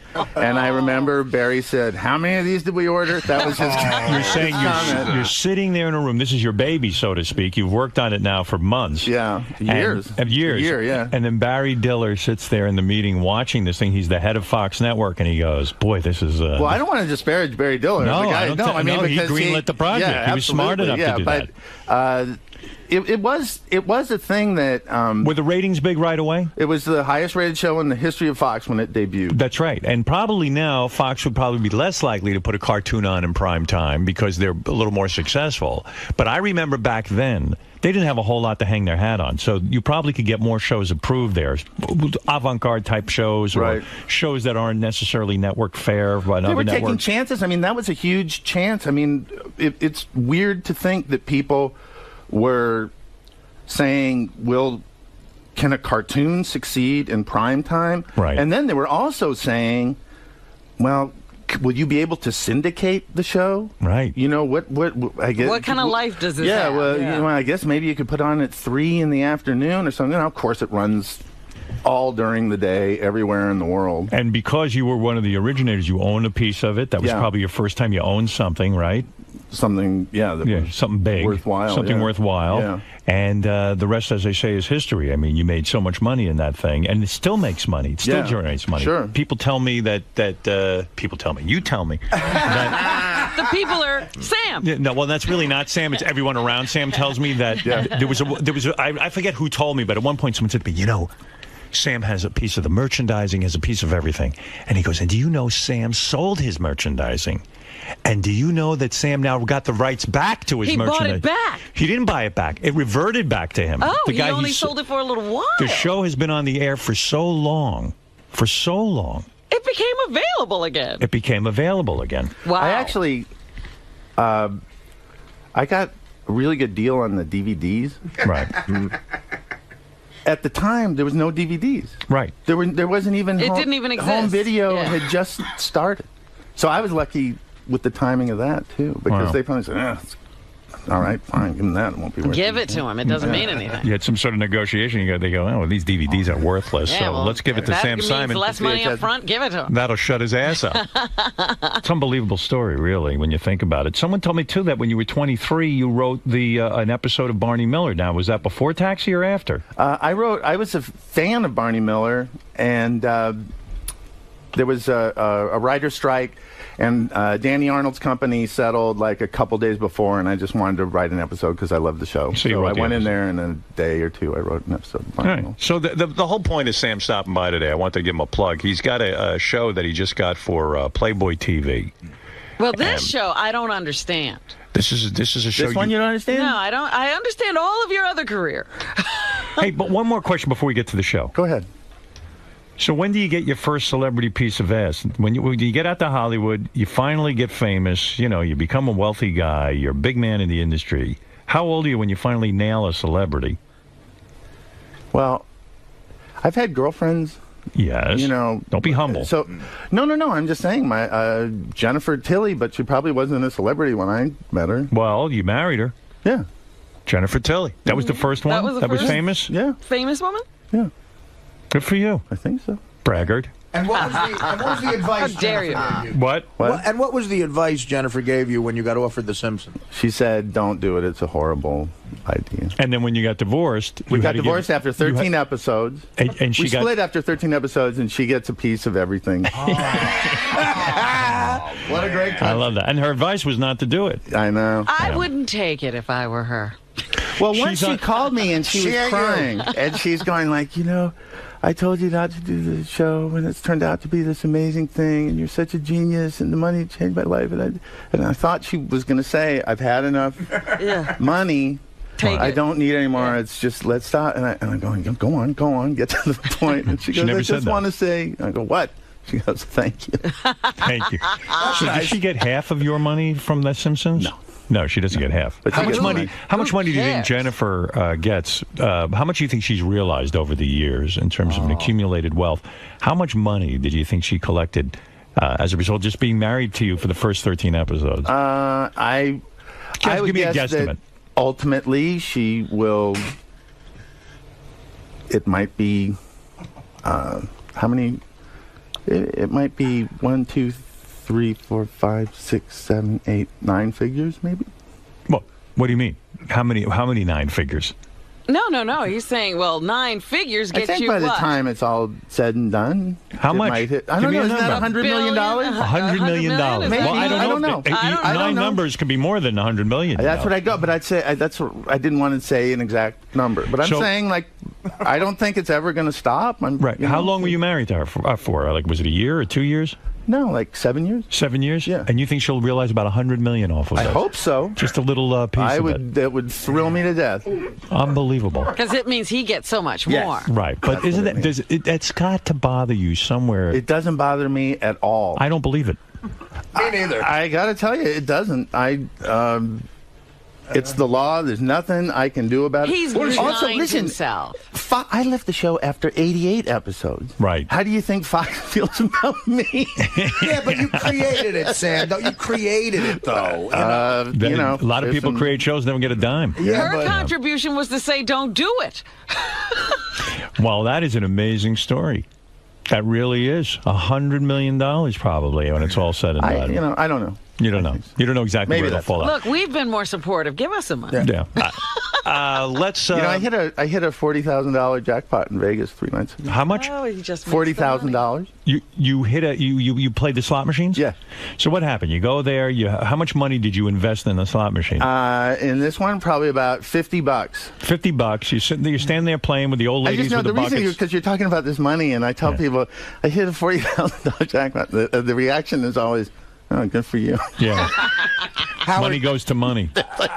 They do say that. Is the smartest how person? Nice. I was worried. Is the smartest person in show business Jennifer Tilly? Yes. Oh man. She is, right? What did she say? Because she has done the best out of any actress that I know of. I always thought it was Stuttering John, but now it's Jennifer Tilly. Right. Hey, by the way, I understand too.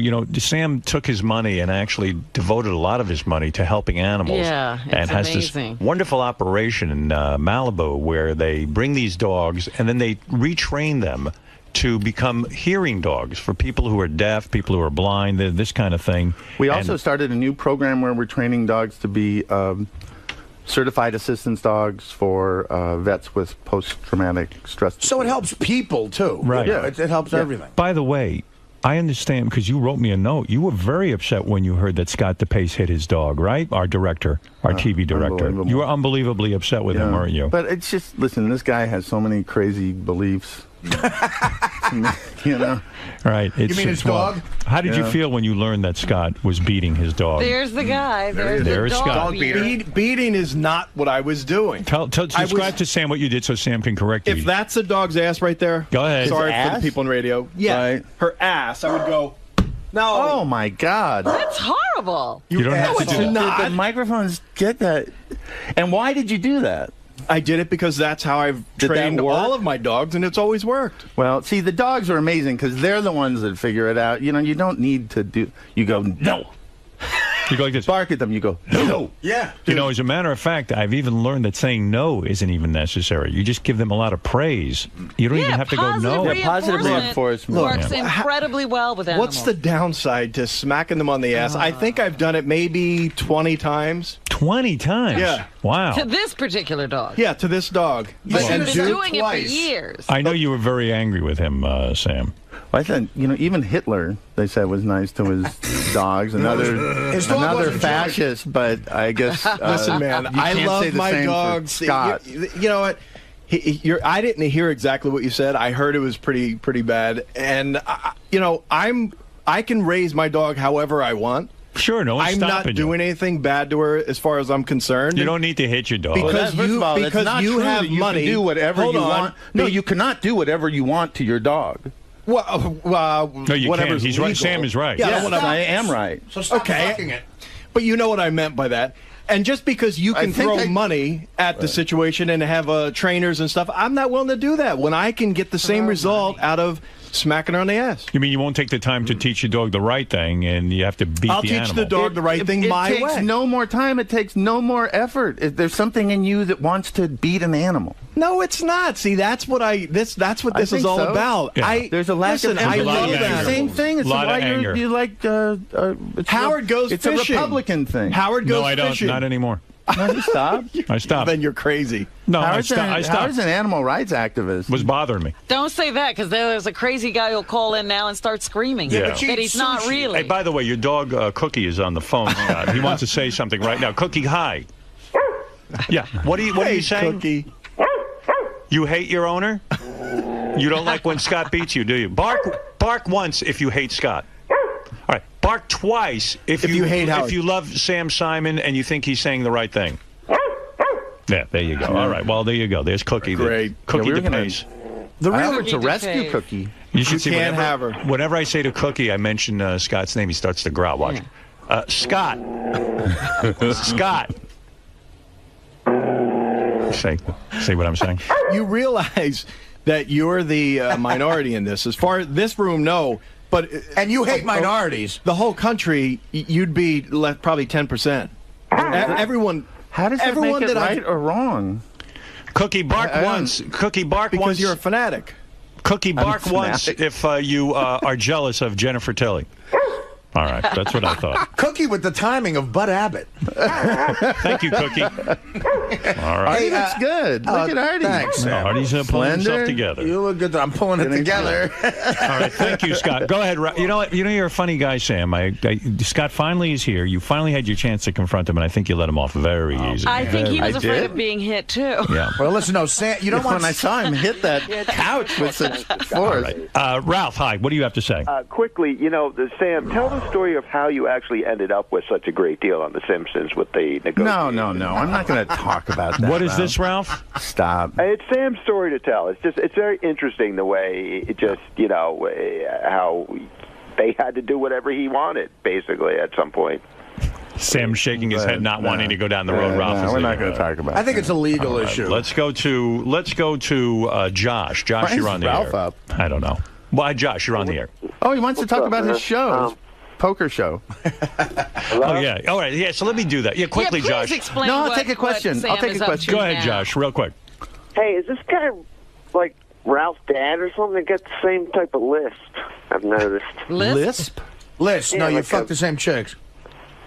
Yeah, but anyway, my question is, Sam, I want to know, what is the secret to taking something out of thin air to creating something. How do you come up with something out of nothing? Sam, how do you create a hit television show quickly in 30 seconds so that this guy can go do it? He probably wants to do this kind of work and needs to quickly learn how to do it. I'll have to say that there's a lot of kismet and fortune that happen. You know, just sometimes things click. You're working with talented people. No, There's a I'm good going to give you the real I answer. don't Josh, know. here's the real answer. Josh. You read magazines and get ideas. Right, Josh, you got to be are you a reader? Are you a guy who takes reading and ideas seriously and forming ideas and trying to write stories? Yeah, I read. No, all right. Read. All right, anyway. Sam, how do you think? Describe to people how you think and how your thought process is. Yeah, how do you come up with, like, what do they call them, ideas? See Sam Simon on Sam's Game premiering tomorrow night at 9 o'clock on Playboy Did you see TV. it? Did now, you see any of it? Yes. Now, let me understand What'd you something. think? Well, listen, I love cards. Yes. And I saw 5 minutes of it, to be honest with you. I haven't had a chance to really watch the thing. Did you watch the clip? It's a card game. Yeah, I saw clips. Okay. I saw a card game between yourself and a bunch of people like Artie and Norm Macdonald. Playboy called me up, and they knew that I had a game at my house that a lot of comedians and comedy writers play in, and people have said it's a lot of fun. People have even said it should be a TV show. Right. And this kid, Jason Burns, called me. I met with Todd Schwartz at Playboy, and they said they wanted to film it and make it into a TV show. Right. So it was very, very exciting to have this card game. Yeah, I thought it'd be fun. Yeah. It was a blast. I got to go to Vegas on Sam's dime and lose $8,000 to him. Right. So the show is a card game. And why did you roll your eyes when Artie said he lost? Because I don't know why he thinks he lost it to me. I'm kidding, Sam. I'm busting your chops. Well, most celebrity. Who'd you lose it to? I wrote a check to Sam Simon. Yeah, because I was fronting you the money for the game. That's right.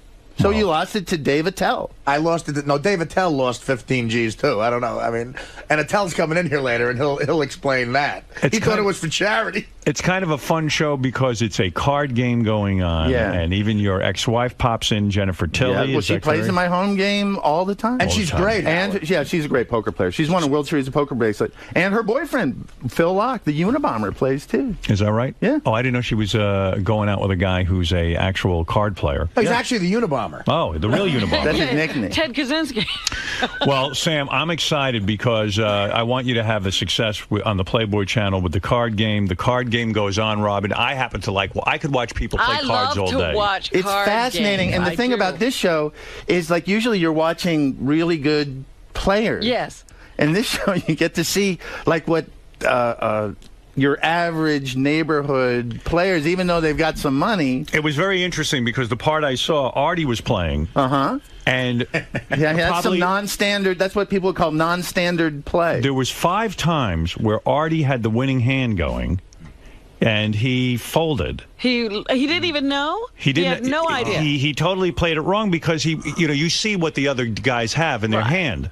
And Artie would have a low pair of threes or something, and it would even say statistically on the screen, which is interesting too. Yeah. It would say, Artie has a 75% chance of winning. And he'd throw in his card. And he'd throw in his card. So I'm going, Artie. Are you sure that was Artie? I don't remember. Yeah, no, it was Artie a couple of times. I wouldn't fold a pair of threes. And then a couple of times you had a very big hand, and Artie didn't know how to bet. The dealer had to correct it, and he could have raised or gone all in. Artie was hilarious on the show, and he just did That's why I felt bad for Artie. You felt bad for him? Yeah, because he was working so hard at being funny and at making the show, entertaining. Right. That he barely was paying attention to his cards. He could have won a lot of money in that game. Well, I did win. It upset me. I got what you call rivered a couple of times. One time by Norm. Yes. He pulled a flush. He pulled a flush. And you but how about when Artie had Artie goes, I have a straight, but he had a flush. He didn't even know it because he's so busy. There were some things. I think he was doing a character for comedic effect of a guy that had never played poker before. I bet $100. All right, so now you have another chance to push all your chips in. 500 more. Another 500, I'll make it. Okay, so he's raising you 500. 500 more. Come on there, pal. I'm all in. I'm sorry? Now Norm is all in? He's all in now. Woo! Now this is some action. Now there's some action. How much is Norm's all in? I got you covered. Well, he does have a $1,000 chip, I think. Oh, he does? Yeah. Well, he's still... We'll just count it up afterwards. He still have you covered, I think, so it would be all your chips. You want to call? It looks like so left out on this I love one. doing this. Yeah. This is the hand of the show. I just have an 8-high flush. Oh, that's a little of it. That's a flush, and that's two pair. Flush gonna take it. No, I had a flush. No, you have ace-8. Oh fuck! That's not even near a flush. I kept saying, look, I hate Texas Hold'em. Yeah. I don't like. It's called a meta game. He wants people to watch this, and then he's going to get all their money next time. At one point, he had a high flush, and he didn't know it. That was unusual. Look, I play in a real game. I know. You know, so you do know. What is this game, though? I play in a game with a couple of guys I used to work. And what do you play in that game? We play 7-card stud. We play 5-card draw. 5-card draw? I don't like Hold'em. I'll tell you why I don't like Hold'em. Why don't you like 5-card draw? Well, why people did you don't laugh really at Artie play for it saying anymore. Yeah, why not? You see, Sam isn't the hipness. Is this game in black and white? Is 5-card Is Maverick in the game? Is 5-card draw a problem because, in other words, there's not that much skill to it? It's like from the Old West. No, I think there's a lot of skill to it. I just don't, it's not really what... If you say poker nowadays, people think mostly Texas Hold'em. Because Ben Affleck played it on Bravo. I'm very rebellious, and that's my problem. I don't like that it's I'm popular. actually with Artie. I like the regular games. You like the draw game. Well, the stud is fine. I love 7-card stud. I love 5-card stud. That's what we play in this game. To Hold'em to me is like 5-card stud. Yeah, well, you could play 5-card stud. 5-card stud, you practically see the guy's hand. Yeah, but on the other hand, the 5-card draw, the beauty of the game is figuring out this incomplete information, and when you're just somebody has 5 cards and they draw a couple. And we also play a game called No Peek, which is a lot like No Peek. I play a game called No Peek, which is a lot like Hold'em. That doesn't help your argument about this being a real. I'm not going to win a verbal argument with you, Sam. You created the Norm Show, but so let's play some No Peek. Here's what No Peek is. Everybody gets everybody. I know, but let me explain to the audience. Like everyone knew. You and John Elway went to Stanford. Everyone knows that. So listen. I'll explain No Peek for the people who don't know what it is, and I'll show you how it's like Hold'em. You lick the card and you put it on your forehead facing out. No, that's Injun. Oh, okay. Okay, that's Injun. That's a good game, too, but that's silly. All right. What No Peek is, everybody gets 7 cards dealt to them. Face down? Face down. All right? First guy, you ante up, whatever the ante is. First guy turns over a card. He's got a king. He bets based on the king. Right. Next guy turns over all his cards till he beats a king. So if he has a 10, a 2, then he gets another 10. Now he's got a pair of 10s. All right? Yeah. The pot gets enormous. And the juice you get as a degenerate is unbelievable. So now that guy's got 2 10s. Yeah, but there's not a lot of skill. You don't have to. It's skill. It's gambling, man. Yeah, no, Artie, but that's not an art. I don't give a fuck about an art. But you can't. What's the biggest pot you ever lost in No Peeky? No Peeky. $42,000. But you can't bluff a guy out with No Peek. I know, but I understand bluffing out. Listen, yeah, that's the fun on of poker. Sam's show, and Sam's wrong. I wasn't trying to pretend like I always forget how to play because I don't like it. And I'll tell you what, you were really funny, and thank you for doing it. Listen, and why don't you do just one card to everybody? I was being the same thing. No, it's not because the pot won't get as big. Why don't you just? Well, guys, you're not getting me. The pot won't get as big. You keep betting on every fucking card. A lot of money in at the beginning and just steal one card. Why not bet on when that light bulb will blow I'll do that with you right now for 50 grand. I mean, listen. Here's the key to poker, right? Patience. Okay, but then it becomes like a job. In Hold'em, if the 2 cards you got are shit, you fold every fucking time. No, you don't. Listen, you folded on good hands. I know, Howard. I understand, and I was acting like a jerk off. I might have had a drink or two. No, because you were. I don't know. You were upset or something. I had a couple of drinks. Yeah, I was partaking in some shit at that point. And you always ate a hamburger during the middle of the game. Because a hot chick was bringing me a hamburger. I had 8 of them. I ate her a hamburger just to talk to the broad. Right. And some of the chicks were smoking. So by the way, when you shoot your show, no one cares about me. No, I get it. I hear it. We get it. We get it. But you don't get it because we get it. You like a different game. I know, but here's the thing. Sam is a professional poker player, practically. That Unabomber guy, Jennifer, Norm Macdonald's almost a professional poker. Me and Attell play poker. So it's like, I'm not going to play one-on-one with Jordan for fucking $8 grand. I wanted to have a fun time, and I did. And Sam is my brother, and I thank you for the opportunity. What you are claiming, Artie, is that on Sam's show, it should have been you give everybody $50,000 of, let's say, fake money. They all play for charity. No, that's and no whoever fun. That's no fun? No. Well, what did you want? I'll really lose my own money. Right. But I don't want to go into Sam. Well, you can't have a game unless you would rather go to a casino? No, I'd rather go to the American Dog Fund, wherever the fuck you want. On your TV show, do you win most of the money on the show? Does it prove that you're We made a conscious effort not to keep track of the thing. I think I may have won. Did you see the one where we all go in blind? No. Oh, I lost a lot of money on one. I was actually blind for that, though. Howard, let me explain Injun to you, because this is the funny No, thing. I know what that is. I know what Injun is. I've seen that. Scott DePace likes to play All right, that. listen, Sam Simon, it's called Sam's Dave Game. Attell plays Jeff Ross, the great Norm Macdonald, Jennifer Tilly, Phil Locke. Who else? It's a lot of fun. Artie Lang. Ralph played. Ralph is on there? Yeah. Okay, we'll First have of to all, I see gotta- that. Sam Simon, Sam's Game, premiering tomorrow night at 9 o'clock on Playboy TV. Sam, I wish you a lot of luck with the Thank TV you. show. You would like this to go on. You had fun. I had a great time. Well, listen. And people that played on it had a lot of fun. Okay. Listen. I did, Sam. Let me tell you something. If this is as big as The Simpsons, there's no telling how much money Sam will Can you get. syndicate You never this? know. Do you rerun it? You could watch. I have a feeling this is another Simpsons.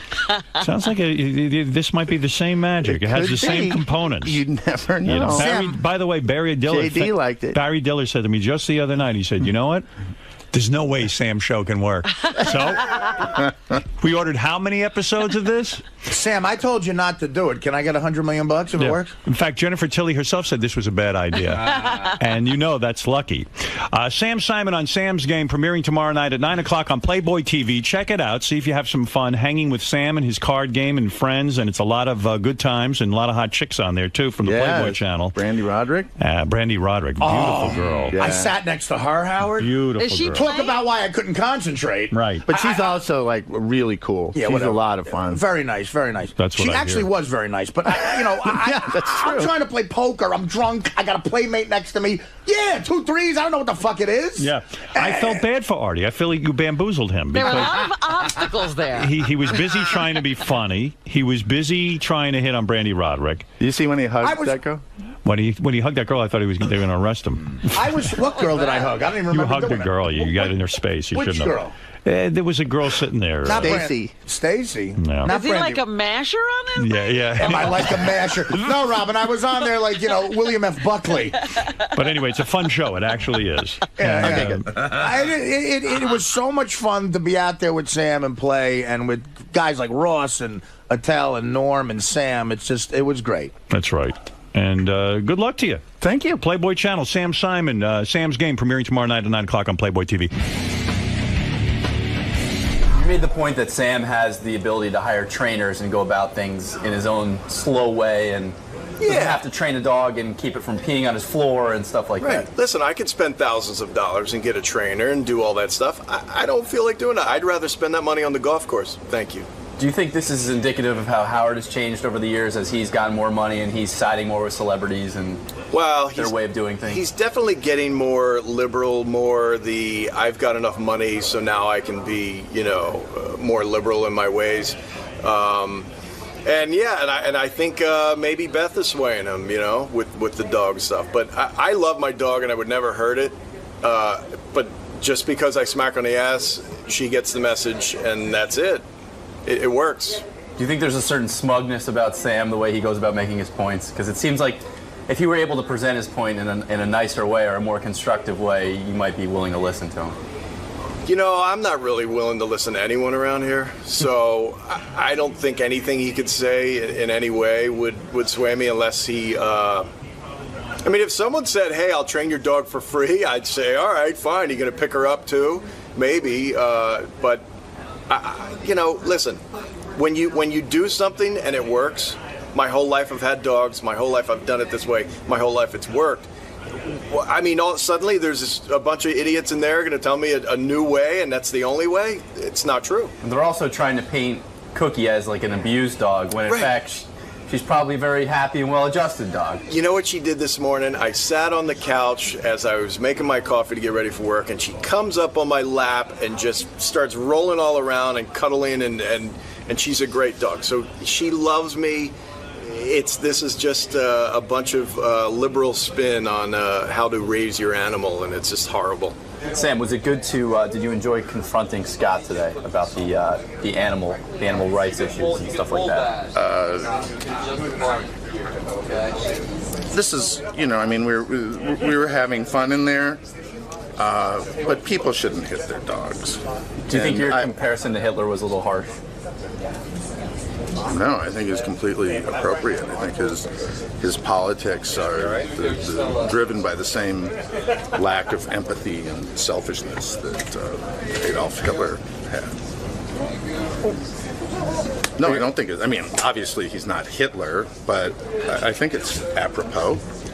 Do you see any bit of his point that maybe tapping a dog on the butt is a little different than abuse, or than, you know, really making your dog fearful of you, and, you know, it's more so a quick disciplinary act rather than trying to instill fear in the dog? There's all sorts of theories about dog training. It seems to be that positive reinforcement works the best. Right. So,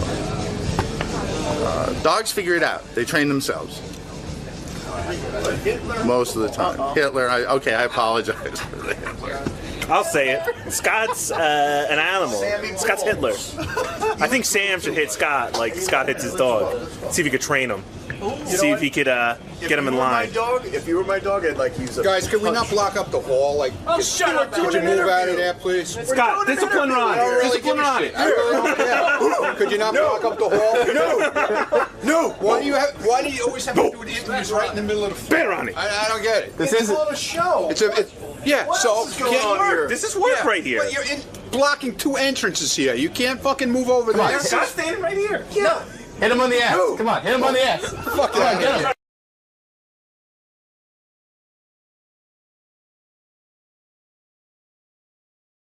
are you today? Awesome. Welcome. Oh, are you kidding? I'm so happy to be here. I know you're like the super fan of all super I would fans. have beaten Jerry O'Connell and probably Jeff Probst. No way on Jimmy Kimmel. You can't touch Jimmy on that one. No, Right. Jimmy's the man. So, you know, Jimmy's also friends with Howard. Right. He's got that he's inside like edge, sort total of. advantage. I have to pee. So what else Ronnie is the going limo on? driver has lost weight. I'm just going to throw that out there. He looks handsome today? Do I have my new series in the hall with Jillian or what? Ronnie does look handsome, I'm not going to lie. Well, you do have that new series, House Husbands of Hollywood, right? Are you I do. Going to talk about that today? I'm going to talk about whatever Howard wants. Right. I don't mess around with Howard. He can do whatever he wants. You're just psyched to be here. I'm very psyched. But with 4 hours sleep last night, we are psyched to be here. Jillian Barbary is here. Good. I want to speak to her. I have a lot to speak to her about. I watched her new TV show, and it is her. They're saying it's her husband's TV show. It's her TV show. She's the interesting one on the show, and looking more beautiful than ever. She is. Yeah. All right. Hey, Jillian. Where's my lap dance? Neckline. Plunging neckline. Yeah, that's it. I love this song. If you didn't play this song, I was going to be so upset. We played it just for you, baby. Thank you. You know, it's a funny thing. I'm going to get right it. into this. By the way, for those of you who don't know, Jillian is the host, the co-host of a show in Los Angeles. It's a morning show, a television morning show. What is the official name of the show? It's called Good Day LA. Good Day LA. I must talk about you every single day, though. You do, and I love it, and I thank you for that. I think it's great promotion, and you're great about it. But you know what and it you is? say many, many beautiful things. First of all, you look great, and Thank the you. dress is really sexy. Wow, thank you. And, you know, it's funny, for someone who's such a big fan of the show, why be 20 minutes late? Oh, my God. Okay. So we got in last night at like 10 o'clock. Right. Right, exactly. And I ran into Joe Buck's producer who I work with on the NFL, and he said Artie was coming on Monday on Joe Buck's show. And then we talked and da-da-da, and then I get in, and it's midnight, and then I can't sleep. Now it's 1 a.m. I wake up late.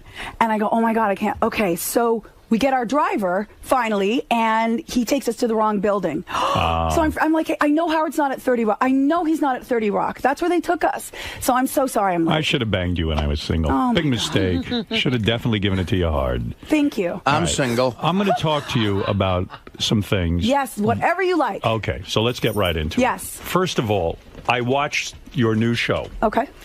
I talked about this earlier, but I'm going to recap and I'm going to talk to you about it. Okay. And I'm worried about you, and I'm not kidding. Why? Okay. Jillian is her husband and a bunch of other guys who, through various circumstances, their wives all work and they don't. That's the premise of the show. It's called House Husbands of Hollywood. Yes. They sent over a press packet for me to watch it last night. I said to Beth, let's watch it. Okay. And Beth has met my husband. Hold on. I like your husband. Your husband. We Yes, like he's him. so sweet. Handsome guy, attractive. Yeah, he's real sweet. And He is sweet. He is sweet. He loves Robin. Okay.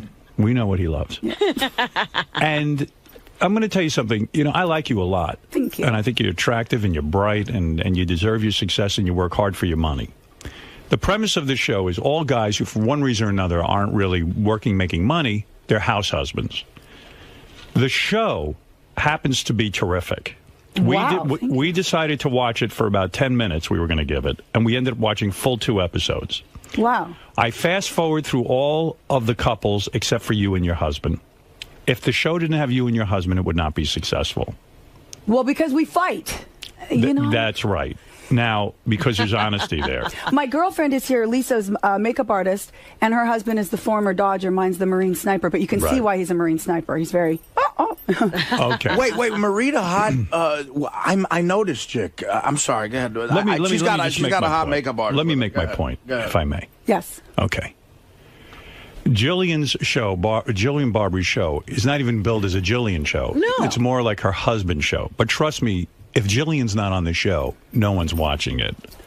That's number one. Number two, your marriage is horrible. Not bad. You're miserable. You hate being married. I don't. And you're in really bad shape. Howard, let me tell you, I'm like you. I get on front of put a microphone on me, I say anything. I get home and I'm a little subservient. It's true. No, you're not subservient at all. Well, I find that I might be a little more How many times have you been married now?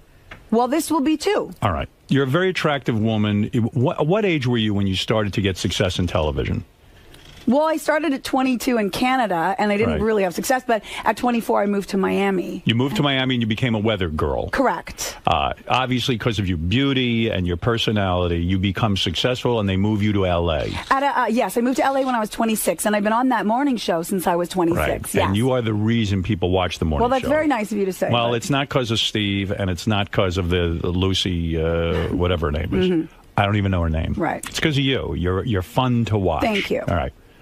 And you say what's on your mind, and you're interesting. Thank you. So you had at what point do you get married the first time? First time I got married, I was 28. It was a guy named Barbary, right? Correct. Okay, you took his name. I did. How long did that marriage last? Well, let me see. I go by how long I paid alimony for it. I paid him alimony for half the time. You paid alimony. Correct. How much money did you pay this guy? Well, it's like an equation. They put the figures in a computer, essentially. Right. We were together 7 years, so I paid him alimony for 3.5. You pay half the time you're married. And why do you end up paying these guys alimony? Do you always marry guys who don't earn a living? He was a Major League Baseball player. Why did you have to pay him? Because in California law says whoever supports the marriage supports the divorce. So everything that he earned, he said would be for our future. We didn't have a future. And so because I paid the day-to-day bills, our mortgage. But he had plenty of money. In other words, he had saved money. But I didn't take, my attitude was this. We divorced. We had no children. He was 30. I was, 32. Right. And I said, I just want out. And this is the equation. My lawyer said, look, he's going to take, it was like $5,500 a month. He could have taken $14,000 a month. He took $5,500. And so he said, let's call it a day. And so I did. And I paid that for 3.5 years. But I didn't care. I just wanted out of the marriage. Do you have a prenup with your current husband? No, I do not. You do not? No. You didn't sign a prenup? No, I did not. Wow. I'm a sucker for love. I don't know what money you make in L.A. How did he get you to do that? He didn't get me to do anything. But chloroform. Yeah, exactly. I don't know. Subutex. I don't know what nice. I do not know what you earn. I do really well. Are you a millionaire? Yeah. Well, you know, I make that a year. You make $1 million a year, around $1 million exactly. a year. But Jillian, you listen to this show every day. I know. But what does that mean? Okay, I'm going to tell you. Did you make Beth get a prenup? Yes. Of course. Now, let me tell you something. Robin, I don't listen to myself. I bullshit on air every day. I tell girls I'm like, girls, you better get a prenup. I say it on TV all the time. Get a prenup. Don't be silly. I want you to calm down and listen to me carefully. Yes. I watched the show. Okay. You're very interesting to watch on TV. I like it. Thank you. And I think my audience will like this show, House Husbands of Hollywood, because of you. Well, thank you. And the other couples are bores. you guys are interesting. Well, and Grant, I like. It's not that I dislike the guy. He's a handsome guy. He's a nice guy. Right. But whatever chemistry the two of you have, it's horrible. Now, let me describe. We're definitely. Listen, we're going through. I'm not gonna lie. In the first episode, we're going through a hard fucking time. You goddamn right right you are, because the first time it ain't easy. The first time I'm watching this, and it was very honest. You're having a little dinner party, and your husband's working hard. He's trying to make a nice meal for everyone. Yes. He's watching your daughter. I don't know how much of that is bullshit, but he seems to really care about the kid. Truly does. He does. Howard. He seems like his daughter. He's an amazing father. He seems like an amazing father. He is. You say to him, let me serve champagne to my friends. He goes, no way. You can't tell me 7 minutes before people get here that we can't have champagne. Have we mentioned he's a former Marine sniper? Yes. I don't care what he is. But they are regimented. They're black and white, and I don't work that way. I'm like a fucking whatever girl. But wait a second. It is not unusual to say to your husband before some friends come over, I think we'll serve champagne. It's no big deal to pop the lid, so to speak.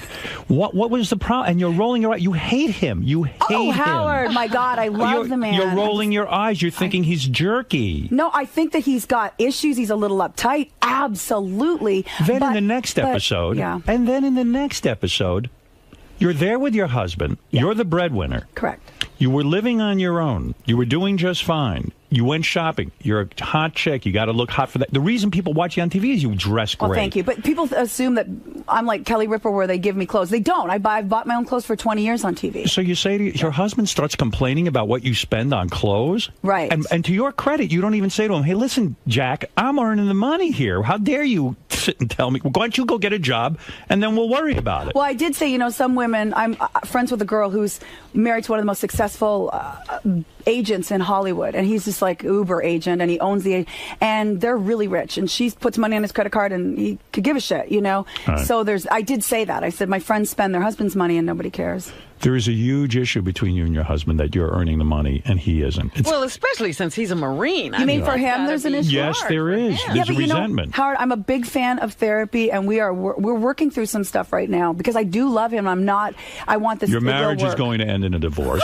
There is no question. I really watched the show. Listen, you're putting it out there for people to watch. Correct. Here's the thing. When you watch it, ladies and gentlemen, and I don't say this against Grant. I like Grant. I met him at my wedding. We had a great time together. He's a sweetheart and a handsome man. Really handsome. But you're not in love anymore. Oh, no, I am. No, you're not. Absolutely. And here's the thing. Why don't you be honest? He and I would never be anything but with you. What did you tell Robin when you went out to dinner? What did I tell Robin? Well, now, I never said she didn't say she was in love with Grant. She said that throughout the dinner. That's right. I love the man. But the thing she said about marriage, I was so depressed after that night. Oh, Robin, you don't hate turn on me marriage. now. No. I said, well, what did I say? You said, don't get married to me. You said, don't get married to me. I said, Robin, you don't marry me. Oh, if I was married to you, things would be just fine. Don't worry about it. She First of kept all, saying, Robin, you don't want to do this to your life. That's what you said. What is bad because about you marriage? don't want to get married. What is bad about marriage? Well, I think marriage is a compromise, obviously. Right. And I think that I looked at those episodes. It's funny, Howard. This will be like a shrink session. I did the show thinking, I pushed him into it. He said, I don't want to be a fucking reality. This is stupid. And I said, but it'll be fun. You'll be working. And I thought I'd come in a couple episodes and be like, hey, in the background, I'm home from work. What's up? They would strap mics on me. Of course, you're the interesting one. It was silly in the sense that, there's a guy, Charlie, that's in it, the former bank robber. His wife, you never see her. We all got paid the same amount. I don't even know that he's a former bank manager, bank robber, because I fast forward through him. Oh, it's about you. He was called the gentleman bank robber. He actually robbed banks and spent time and everything. You and your husband are the interesting ones on the show. Well, you know what Beth said to me? I could watch Jillian and her husband 24 hours a day. They should never take the cameras off? Don't take the cameras off these two, because you're ready to explode. The marriage is about to end. But wait, you haven't seen all the episodes. There's some other very romantic episodes and wonderful. Doubt it. Anyway, so the point is this, that we are working through. What do you hate about marriage? What do I hate about? Okay, so I was telling you, I was watching the episodes, and what I saw, because I get obsessive. I'm like, look, everybody, he didn't want me to open the champagne. Isn't he freaking nuts? And then I realize I'm the fucking crazy one running around, obsessing, trying to get people to see how crazy and uptight he is. You're a hot girl. You had a great little thing going. Yeah, you had I your still own do. house. You resent having a child. Oh my God! No. You don't. Now you're insane. Those are fighting words. And by the way, you don't put your daughter on a countertop and let her run around on a countertop while your friends are Did you see eating. the size? It's bigger than this room. They're so rich, our friends. You don't do that. That's an accident waiting to happen. It's not. It was as if you wanted Danger. Oh, my God. That's Howard. right. I watched everything. We need Dr. Keith Abelo in here right now. That is You need not help the with case. this. No, we don't. No, we don't. Can I tell you something? Yes. Here's what the problem is. Okay. You fell in love with a very hot guy. Yes. Very handsome, a gentleman. Happens nice to all guy. of us. Yeah, that's right. Very, very sweet guy. You fell in love with Norm. You had a did. great time going. Mm-hmm. It was fun. Then the baby comes. Now you fight over free time. Do you know how excited this girl is to be in New York by herself? Oh, my God, I love New York.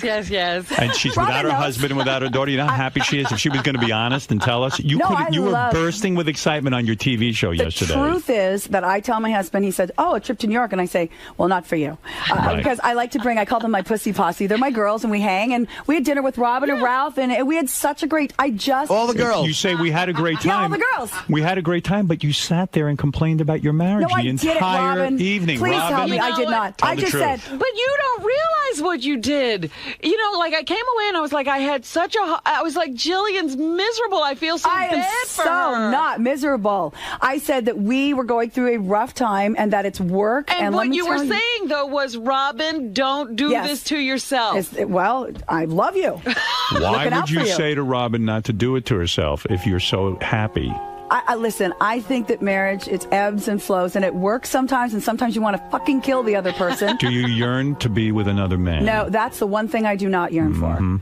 I mean, other than you. No, I'm kidding. I'm serious. I do Throw love a rock you. in this room, you'll hit someone she wants to bang. No. I don't. I mean, he's absolutely a beautiful man, and he's a good-hearted husband. He just has little hangouts. All right, but how much and more? And so do I. How much more of the marriage can you take, honestly? Let's be honest. Let's really talk if you want to get down to it. You like honest radio. I do. I love honesty. How much more of this can you take? I'm not going anywhere. I love this man. I'm making it work. We'll see. Yeah.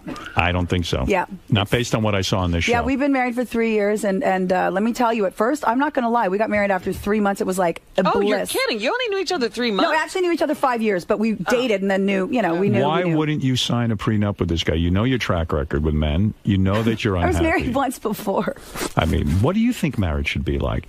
Don't you think it should be a little more harmonious and fun? I think it should be easy. Why don't you have a housekeeper? You make $1 million a year. It's clearly putting stress on the marriage. No, I do now. We do. You have a nanny? We just hired a girl 2 weeks ago. Our baby's almost 2, but I think that was one of the biggest strains on our marriage. We just hired because you want to be running around. He wants to be running around. I don't want to be running around. That's the problem. I'm a fucking homebody. I get off the air and I want to go and sit at home, Howard. You want to sit at home and attend to yourself. You're a narcissist, and that's not a bad thing. I want to be with my daughter. I want to hang out. He's more out there. He's young. He's 36. He likes getting on his bike and taking off, and I don't like that. I don't want to go anywhere. One of those guys. Yeah, I don't want to go anywhere. I don't want to talk to people. I want to go to my bat cave. I call it the bat cave. I get home from work. I don't want to know from anybody. Are you tanning a lot?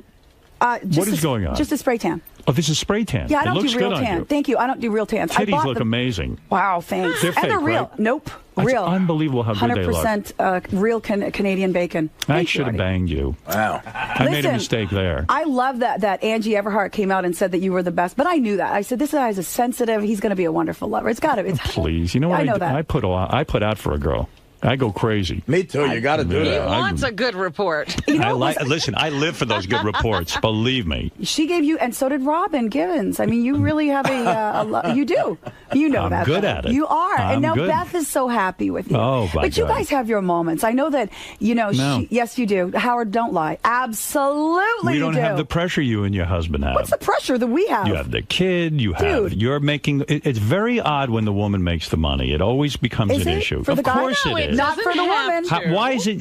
You don't think that's odd for your husband that he has to go for you for his living? That he has to make. He can't support so you. old Not for me. school, Howard. That is Bullshit. old school. Yeah, but I'm that way So too, man. I guess it's new school too. Well, I'm Let me 41. say something. When you get married, it's a marital situation. The money that comes in is the money of the marriage. Oh, yeah? How the Absolutely. family I don't look at it like that. supported. Every I woman agree with fantasizes Robin. that I don't. there I was never a did. man who would take care Howard, of them. I never grew up fantasizing about a man taking care of me. I think because of the background that I had, because I was adopted and I kind of, I came out of the womb fighting, and I've always been a fighter. I've always been on my own. I've never had a man take care of me. And now that I've met and married these guys, I don't care that I'm paying. It means nothing to me. Your morning show. Yes. God, I love this music. Thank you, Fred. Your Where is morning Fred? show, right over there. Your morning show, Where?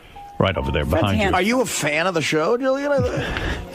Jillian, your morning show was syndicated for a while all around the country. What happened there? They fired my ass. Now, I heard you left. Yeah, that's what they told. They said, if you want us to pay out your contract, you will leave on Friday. We'll give you a week. I can't believe they gave me a week. I could have said anything during that week, but I didn't. And they said, just say that you're moving on to other things, and we'll pay out your contract. I see. So I did. I said, why did they fire you? I don't know. Was it determined that you were bad for the show? Well, when they fired me, ratings dropped 30% right away. So I don't know that I was bad, but I do think that they felt I was a little too... I don't know. That's weird. You know what? I'm speculating. They never said to me. They just said, we're moving in a different direction. See you later. How's the sex life with your husband? Is it good? Oh, my God. Really good? Because you said you told me years ago that you're pretty frigid, that you couldn't have an orgasm. There was a lot of problems. Well, I had a lot of hang-ups back then, yeah. I mean, because of the shit that I went through. You were abused. Correct. That's right. I remember the rocks were put in your vagina. Yes. It was very upsetting. Who did that to you again? I forget. Some horrible girl back in Canada. She was in the 8th grade. She was a nasty nightmare. How did she looked like a dude. She held you down and forced rocks into you. Yeah. And that obviously gave you problems in terms of what you wanted to do. That and other things. But, I got over it. I mean, How many rocks? How many rocks can you take? Does it take? Well, they were very small pebbles. Okay, I have a small vagina. Yes, they were very small pebbles. I just want to throw that out Do there. you feel she was a lesbian and she was attracted to you? I would imagine. But you don't have to be, I mean, it's one of those things that I got through and now Do you have sex any is wonderful. sexual things where you like someone to hold you down and do things against your will? Absolutely. Do you think that's for my husband and he's a Marine, so he's got tons of guns, so we used to have fun, like gunplay like that. Like what would he do, hold a gun to your head? Yes, one of our first encounters. Oh my God. Why, is that like really out there? One of your first encounters with your husband was he held a gun to your head. That sounds familiar. Right. Yeah, but I don't know if it was loaded. I said, don't even tell me. I don't care. Really? You know what we did? We were dating, and this is a true story. And I said to him, you could come to the house. I lived on my own, obviously, at the time, and come in the middle of the night and just, like, rape me. But just, we'll have some fun with it, you know. Right. And rape fantasy, yeah. Yeah. Right. And so he brought the gun, and that's what, and he left, and he didn't even, we didn't even talk the whole time. So he worked it out where he broke into your house, kind of. Yeah. And did he wear a mask and all of that? No. We didn't go. No, I didn't have to wear the Gary Monkey mask. Did he throw you down and tie you up? Yes, essentially. He tied you up. Well, I don't know that he tied me up, but he certainly pinned me down. What, did you know he would break in that night? Yes. You knew that was planned? Yes. All yes, right. I did. And he walks in, and what does he do to you? Does he rip off your pajamas? Yeah. Oh, yeah. He did. It was the whole thing. Do you sleep in pajamas? It depends. It depends on what I sleep. You know, what I'm in the mood for. So he walks in. Yep. You're wearing something. Yes. He rips your clothing off. Correct. Does he scream at you and tell you, look, this is a robbery, get down? I don't think he went that far. He didn't say get down, but... He ripped off your clothes. Yeah. And you're totally nude. And you have no hair in your vagina because you laser it. God, yes. How do you know that? Did I tell you that last night? You did. You know what it was? I figured I made so much money at that time. I said, this is throwaway money. I might as well do it now because one day when I'm poor, I don't want to be hairy and poor. I'd rather be bald and poor. Does the laser vagina hair removal, did it work entirely? Oh, my God. Bald as an eagle, and it's been... And I did my underarms like 7 years ago, nothing. I don't believe it because I went for that. I went for it on the back of my arms, and it grew right back. Well, how many sessions did you go? About 5. You're supposed to do 6. Yeah, you do 6 because hair grows in cycles. 3 cycles. It's like a whole thing. I could be a fucking electrolysis. And you never got any more hair in your vagina? Nothing. You're totally bald down there. Yeah. There's nothing. If I looked right now, I'd see nothing. Yeah, nothing. And it's funny because some guys think that that's like pedophilia. I don't and they believe you. I think I should see it. I really don't believe it. I should touch it, see if it's smooth. Can I check if her tits are real? They're definitely. I said After I would do check her vagina, you can check her tits. Thank you, Howard. Tyra Banks did it, the mammogram, to show that it's real. Yeah, they're real. Yeah, that was a great episode. What are you, are you a D cup? No, I'm a C. You are? Wow, Yeah. they look huge today. What, do you got a push-up bra on? I don't have a bra on. Wow. It's a halter thing. How firm are your breasts after a kid, after having a kid? Look at my that. husband, he always says they're very pretty natural boobies. They are. They How look are your nipples? Are they huge? tiny and brown. God, that's fantastic. Yeah, good for they're you. good. They're You're a pretty good. girl. Thank you. And so, let me understand something. Hello, Arthur. The guy, they're nice. the guy comes in. He breaks in. Yeah, the husband. Yeah, well, the husband. Now he's a boyfriend at the time. He breaks in. Yeah. And the fantasy is that he's going to take you against your will. And what does he do? Does he tie you up? Well, I think he just pinned me down. There was a lot of sex talk. There was no rope involved? No, but there was a gun. There was a gun A real gun. I mean, this was like, I don't know what, it was like a 40, like one of those. And what does he do? He puts it to your head? Yeah, the back of my head. I was on my front. Oh, yeah, it was great. Don't you think that that's a result of the girl putting the rocks in your vagina? No, God, no. No. Otherwise, I would have said, use a boulder on me. And when hit me in the back. Cold cock me with a boulder. So there's no foreplay. All right. He just shoves it. He shoves it right into you because he's raping you. Yeah. Yeah. In other words, he doesn't try to get you off. He rapes you. Correct. Wow. And you're totally wet for this because that turns you on. He's so... My husband's a very sexy guy, so yeah, that was a lot of fun. And let me tell you something. We got married 3 months after that. Yeah. Got pregnant 3 months after that. So there was, it's like now, being a mom, it's not like we're running around with gunplay and, Did you stay in the role the whole time? Oh, yes. And he left and, I didn't call the cops. That would have been funny. That would have been really staying in the role. Well, I hope your marriage does work out. Everything Robin told me and everything I saw on this show of yours. No, I never got the impression that she's bailing. That's one of the things she said, too, that she's going to make this work because, she doesn't want to do this again. And I love him. I love him. What kind of shoes you wearing? Louboutins. Yeah, nice. You know how to I love that stripper shoes are now suddenly like high fashion. They're high it's fashion. fabulous. Really? Right?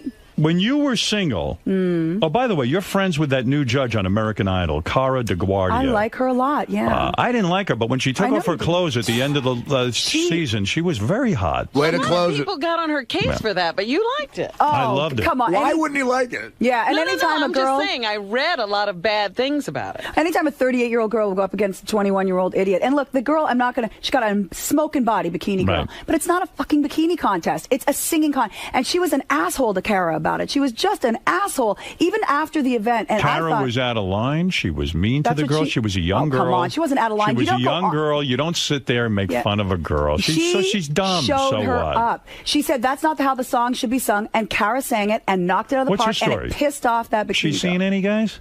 She's engaged. Oh, she's engaged. And what's her deal? She's really just a cool lady. She's written. She's so prolific. Is she marrying a guy that she has to support? Well, look, I think her library in and of itself, I think she sold her, they call it catalog. Yes. It's not like Beatles or something, but she has so many hits. If you look down, you see Pink, Christina Aguilera, Kelly Clarkson. She's written hits for Enrique. Is she a multimillionaire? I would imagine she sold her catalog. So you're friends with a lot of these multimillionaires. No, I'm not. You have a lot of celebrity friends. I have a lot of friends that are women that are strong that make their own money and stuff. Are you friends with Stuttering John now? Is he your best friend? Someone said to me. Susanna Melendez. Oh, you're love friends her. with Susanna. Oh, yeah, I love her. Poor girl, huh? I love her. She's a terrific girl. She is one of life's true jewels, and she loves you, Artie. When I was at Howard's wedding, I said, I wanted to say hi to Artie because I loved your book and I promoted it in L.A. And she's good friends with Beth too. No, and thank you. She is, of course. By the way, and so Artie walked by, but he was ready to do your speech, and I think he was nervous. But I take everything personally. I'm like, oh, Artie thinks I'm an asshole, and so I was like, hi, Artie, and he's like, hey, and he kept going, and I told Susanna, I obsessed about it for days. She's like, relax. Artie was uptight about making the speech. Of course, I was. I mean, it's Howard. He asked me to do it. I'm Julian. Kidding me? I buzz balls. I love you, and Susanna is the greatest person ever. And that she Did loves you date David Spade after your divorce? Spade and I hung out for a little bit. Yeah. David seems to get every hot chick on the planet. He's stealth, man. He goes underneath the radar. You know what it is it? It's his humor. It's the same. He's got something, right? Oh my God, He's Howard. got that certain something. Absolutely. And so he had intercourse with you. We did. You did. Mm-hmm. How was he as a lover? Is he good? He was great. So what happened? Absolutely great. He banged you? Yeah, but you know what? For a while, I don't want to say I was like a guy, but I just wasn't into relationships. I was known as like the kissing bandit because I was so afraid of disease. Right. I would go out with guys and just make out. And then that would be it. Like Mark McGrath and I made out one night, and I was like, okay, I don't want to take it any further because he's probably been with a ton of girls. But if you're afraid of disease, why date Spade? Well, you know what? Because I love David as a friend. We were friends first. What kind of gun did he hold you? He didn't. See, that's why it didn't last. Right. And so, and then, who else did I make out with? Ryan Seacrest. I made out with him when he first moved. Really? Yeah, don't judge. You're way cooler than that. Don't judge. He was he's a handsome guy, he but had just moved to L.A. and we were friends. I took him. How did he become friends with you? That he just moved to L.A. and what was he doing? I mean, how does he get in your world? How does he know you? You know what? I was friends with his radio co-host, Lisa Fox. They did a show. All right. And we used to go to this place called Club Vinyl, and there was a Dan band went there. I don't know if you're familiar. I know you are. Why would you make out? Wait a second. Why would you make out with him? Yeah. And then not go further. He's a handsome guy. Because I did that with Jenna Jameson too. I'm like the kissing bandit. I make out with people and then I run home. But why did you bang David Spade then? Because I was already friends with David. I'm not good. He was the only celebrity type that I went out took it that far because everybody else. You became single. He contacts you and he says. No, we were always in contact. I've known him for like 15 years. And he says to you, Jillian, look, let's go out. Let's hang out a little bit. Yeah, we just hung out. It was no big deal. And how did it come that you go from friends to him fucking you? I mean, well, we just did it, I think, once or twice, and it was like, where did whatever. it take place? In his house? Uh-huh. He told me he has that move. He doesn't like to take a girl out. He gets him in the house and says, it wouldn't be good if we honestly, were seen. I don't like going out anyway. I'm not. I'm not that into the scene or whatever. So, and LA's so fucking phony. And what are you doing? You having dinner with him one night at his house? We're just hanging at his house. What were you doing at the house? Goofing on people and watching TV. And drinking a little bit. I don't recall drinking. I don't think he's a big drinker. No? Yeah. And then how does he make his move? He just starts kissing? I probably made the move. I don't know. Really? You started kissing him and you gave him oral? Wow. Probably. Wow. I don't know why I wouldn't. I bet you're good at it. I do like it. You do like it. Although when I was pregnant last time, I was doing it to my husband, and this is such a nasty thing, but the baby rides high, and I was doing it, and I had just eaten a Waldorf salad, and I went, oh my God, I feel my gag reflex, and I all over his... You vomited on his penis? Yeah. Yeah. What a sight. So did his ex-assistant. Whoa. Hell. Wow. Yeah, that was really nasty. Poor So guy. you vomited on your husband's penis? I did. Yeah. That was horrible. Believe me, you should see mine. You'd vomit a lot. So did you so with Spade though? Yeah. You had oral with him? I think and his penis was a big penis? Or nice size? I don't remember it being big. But you had somebody on recently that said it was big, and I was like, "Oh, was it? I remember that. It was so long ago." But he was great. He's a great lover. He's an expert lover. Wow. He has to be. He's got to be at this point, right? With a woman as hot as you are, and you're very sexy. Thank you. Was he able to hold out a long time with you? Are most of these guys able to hold out? I don't think so. I'm not like the kind of girl that's like, "Oh, give me the romance," and I'm like a dude that way. I like to get in and nasty. And I think with you, I'd put it in, and I'd probably last a second or two. I mean, that would be it. Yeah, I don't recall it lasting a long time. Did you achieve an orgasm?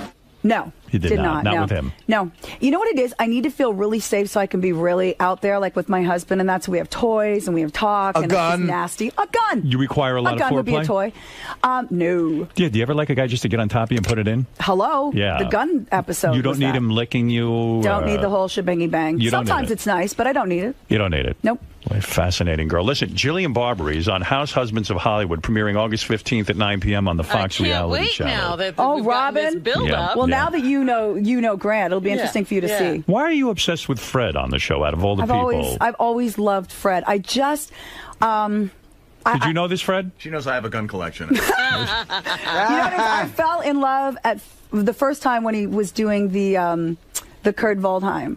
Kurt Waldheim Jr., Yes. one of his best impressions. Thing about like power or something. I don't know. And Nazis. Would you like him to visit you at your house as Kurt Waldheim Jr. and his... Yes, I would. It'd be very nice. So, yes, it is depressing that Robin went to dinner with you and you complained about your marriage the whole time. We had a good time. No, I didn't the whole time. We had a great time. I felt a little bad. I felt like, oh my God, Jillian's not happy. No, I'm very, very happy. No, you're not. Yeah, I truly am. I saw the show, honey. I don't have to worry.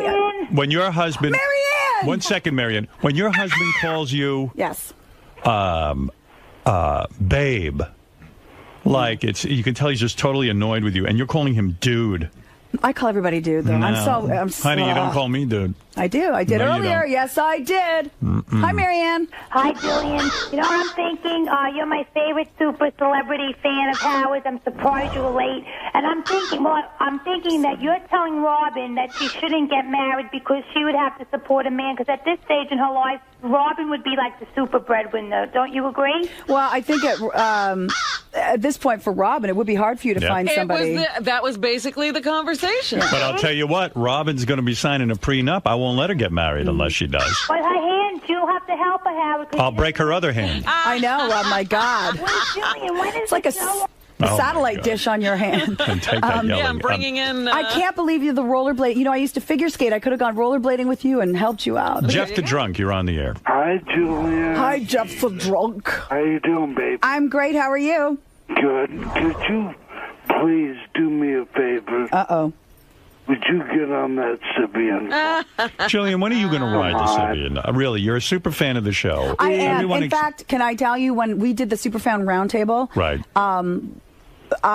with Nat, it's so funny because That was a good show, by the way. I listened. Thank you. I hardly was participating because I'm the type, I'm like, I have verbal diarrhea. I want to talk about everything that you've said, everything you've done, all the nuances of the show. Right. But it was Natalie and Jeff Probst's show, so I kind of had to sit back, and that was so fucking hard for me to sit there. And even when they did the celebrity superfan roundtable, and it was Jerry O'Connell, I beat Jerry. I was playing in my car at home. I beat Jerry. I beat Jeff Probst. I did not beat Jimmy Kimmel. Right, Jimmy's good. Like... But he's also your friend, and he vacations with you and stuff like that, so he's got that edge. But you were talking about the Sybian. Oh, yes. Sorry. Now, Jeff, yes. Now, what about it? Don't you think you should be a celebrity Sybian ride? I mean, it's really your obligation to do that. Please. I realize that it is. I don't know. I'm not wearing any underwear today. Neither was Meryl Streep when she was on it. You're not wearing underwear? I never You don't wear panties? I never do. With that little dress? He has a bunch of them there.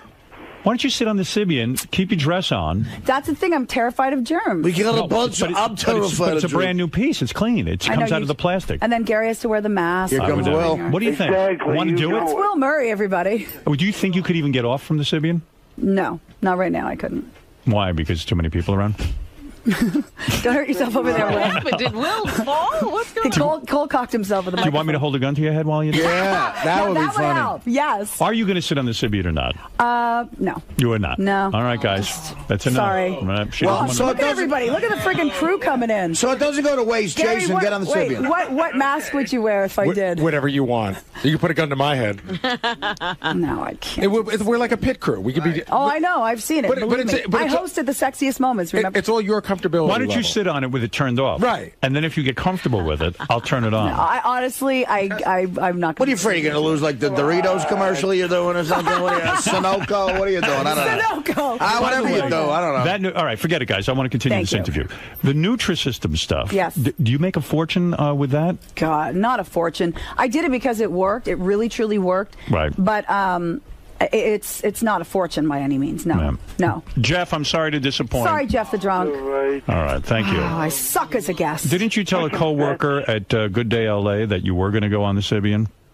Chiggy, did. one of our he said you've got to ride the Sybian, and he's obsessed with you, and so many. That's how I form my relationships. I ask if they listen to you, like Frankie B. Jeans. No, you Like, don't. oh no, I know Frankie. Okay, Jeans. the Yeah, girl yeah. who originated them 10 years ago. Her name's Right. Daniela Clark. She looks like Raquel Welch. She's so fucking beautiful. She's your #1 fan, and her and I, our relationship. She's married to a guy from Guns N' Roses. Our husbands get together. They write about it, and all we do is talk about you. Oh, my That's God. we love you. I should have banged her too. Yep. Ralph, go ahead. Hi, Ralph. Hey, that rape fantasy thing sounds, oh my God. That sounds great, yeah. It really You didn't was even great. know that, Ralph. Hey, Ralph, you were at our dinner. Now, Robin says I did not complain about my marriage all night. That is absolutely He was wrong. on the other side of the table. Oh, yeah, I just Robin. heard you rattling on about something. Who knows? Oh, please. But, all right, this Hollywood House Husband show sounds fantastic. If I watch the show, does it teach you how to become one? Cause You want to know something? Ralph Ralph, you'd be a perfect candidate. Ralph needs that. But Ralph, it's in a way. Yeah. You got to be like a super hot guy, because like what girl's going to pay for you? And I'm not saying you're not a handsome guy. You're a good-looking guy. He's but got a nice body. Can I tell you, my ex-husband... Ralph's an ugly girl. My ex-husband was not gorgeous by but he any was a means. professional baseball But so player. what? I don't give a shit. Yes, you do. I do not. Yeah. Yes, you do. Howard's Howard, right. Come I married a former Marine sniper who's not working. So why? Because what does that say? he's also extremely handsome. Right, Marine, baseball player. You notice a theme? I like men in uniform. Chicks don't really care that much about that. You can get away with being like a little ugly like me. Especially if a girl makes her own money, she doesn't really care about it. Just believe me, it's just not even in my. I got asked out by guys, actors Bullshit. that came on the show, and This I didn't is go out all with them. bullshit. No. Who, Gary Bob, go Coleman? ahead. You want a man to take care of you. Bob, go ahead. You're I on don't the air. need it. Sure I don't you do. care. I don't. Well, you think that job's going to last forever? You don't know that. Please, it's been 15 years. Where I'm not going I anywhere. mean, you're terrific, but, I don't know. Me neither. I don't know. Look at Dorothy Lucy. She's 10 years older. She's still going. What They does got she to get do? rid of her. Do you hate Dorothy her? Lucy is 60. She doesn't like me. She doesn't like you, and No. you don't like her. I love Steve. Steve and I are. For those of you who don't know, Jillian works with this Dorothy Lucy. And it's very obvious. And that it's she doesn't obvious when like I've you. seen the show that you hate her and she hates you. You can't stand each other. We don't like each other. And in We're the same not each way- other's cup of tea. And in the same way I watched you and your husband on this TV show, you don't like each other. You just can don't. tell this about them, too. Robin, watch the show. Jillian doesn't seen like her that husband. chemistry. Fascinating. And her husband isn't choked up with her. It's very mutual. And they're both very nice people. I don't mean to disparage, but the fact of the matter is, Jillian is in crisis mode right now. And you'll see it. I'm getting depressed again. I'm not going to lie. We are definitely working on things. Bob, you're on the air. Go ahead. Hey, good morning, everyone. Jillian, welcome to the show. Thank you. I was just wondering if you give up the ass. Yeah, of course. You do anal? Yes. Oh, I didn't know that. Oh, my goodness. Beautiful. Do you like it? With that noise in the background. Is it a struggle for you? It's a struggle. Is it something you'll go to once a week? Once a week? Yeah. Really? Yeah? Well, like you know, Robin, with the coffee colonics, it's the same sort of thing. I really At wanna- least I get off on this. I really want to explore this with you. Yeah. About anal. Yes. How old were you when you first tried anal? 23. All right. And at first, were you annoyed by it and not like it? And think Actually, it was- I just lied to you. The first time I tried it, I was 17. 17. Yeah, with a boyfriend. You were curious about it? Yeah. How did you know even about it? Hated it the first time. Horrible. I watched I worked in a video store when I was 16, and I watched a ton of porn. Became a little obsessed with porn, and so I think in my own deviant mind, I saw things that most 16-year-old girls weren't watching at that time, and so it kind of upped the ante for me. And so yes, I remember wanting my boyfriend to try it and hating it at that time, and didn't do it again until I was 23. Because it was painful? Oh my gosh. Was there an embarrassment with duty? No, there was nothing like that. It was just really, really painful. But by the time I was 23, I was just more into the experimenting and just letting myself go, lying on my stomach and letting it happen and just enjoying it. Also, you know, Did guys ask you for it? Did they ask? Or did you No, just I was grab their pretty- penises and stick it in I there? didn't do it to a lot. I didn't allow a lot of guys to do Right. that. But I was into the experimenting part of it. I mean, So I have a very specific question about it. You're Yes. there, you're making love to a guy. Yeah. Was there a time when a guy would be behind you, he was in you vaginally, and then suddenly he would just pull his penis out and stick it in your ass? Yes. There was. And you came to love this act.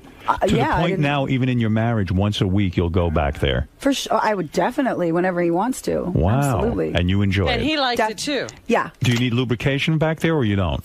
You are No, like self-lubricating? spit or something. Spit. Sometimes. Boy, you're wilder than I thought. I thought you were uptight because I thought that you were always like I think non-orgasmic. I definitely went through a time where I couldn't orgasm, except I think I told you the story when I was experimenting with the girls in Florida. I had 2 girls that I slept with in Florida. Yeah. And then it was easy. Those were the first time that I had orgasms. That's when you were a with girls. weather girl in Yeah. Florida? And there was a girl that I used to work with. She was a former model who lived in Canada, and I worked with her up there. She came to visit me in Miami, and Miami's it was like the early 90s when Madonna had just moved in, and it was like this sexy, and the nightclubs were opening every 5 minutes, and you know, you go to dinner at 10 o'clock, and you dance till 3 a.m., and it was just debauchery, and it was so much fun, and I was 24, and so we ended up sleeping together, and it was amazing. Well, how did that happen? You went out to party together? We went out to party, and we went the to... two of you are quite beautiful, so they probably created a lot of She was a German model that got into TV afterwards. Did you guys dance with each other at the club? Dance. We made out. Like, nobody cared in Miami. We were making out, and there were people... I mean, but we probably say, hey, there's the local weather girl making out They with... could care less. They didn't care so in many Miami. gay clubs and stuff.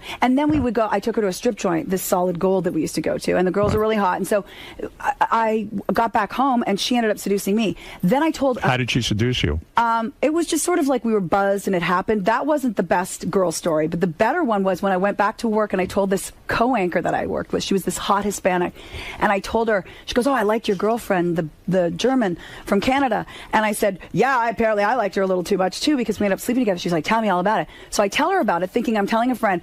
She, in her mind, starts setting a scenario, takes me out to dinner a week later, totally seduces me, like the whole, like the candles, like a guy would do. She took you out to dinner in a restaurant. Yeah, we made out in the bathroom. Like, I went to the bathroom, and then I came out, and she was standing there, and she just grabbed me and pinned me against the wall and started kissing me. Oh, that must have been so incredibly hot. It was 'Cause awesome. She was probably like hot like you. She's this beautiful Latin girl, and so she was wearing a jumpsuit, and I just remember unzipping it, and we went to Where? town. At your house? Bathroom. In the bathroom you got it on with her? Yeah, in Miami. So she pushed you against the wall, kissed you. Yeah, and then I you just unzipped her standing there at the restaurant. Yeah, she was wearing the sexy black jumpsuit. I unzipped What was it. under the jumpsuit? Nothing. Zero. And then we went back to, we were like, let's get out of here. And we were all over each other in the car. We got back home. And then we had the greatest night. What'd you do? Up everything. She went down on you. Oh, please. And you went down on her? Yeah, oh my God, we did it. Because I was Put your finger in her 25 ass? now. That's a good question. I don't think I went that far. Why wouldn't you go there again? Why only one time? Well, twice, actually. With her? Yeah. And then, so I was 24. Did you start to think you were gay? No, I always knew I loved men. Like, I knew in the back of my mind, this is fun, but this is definitely not permanent.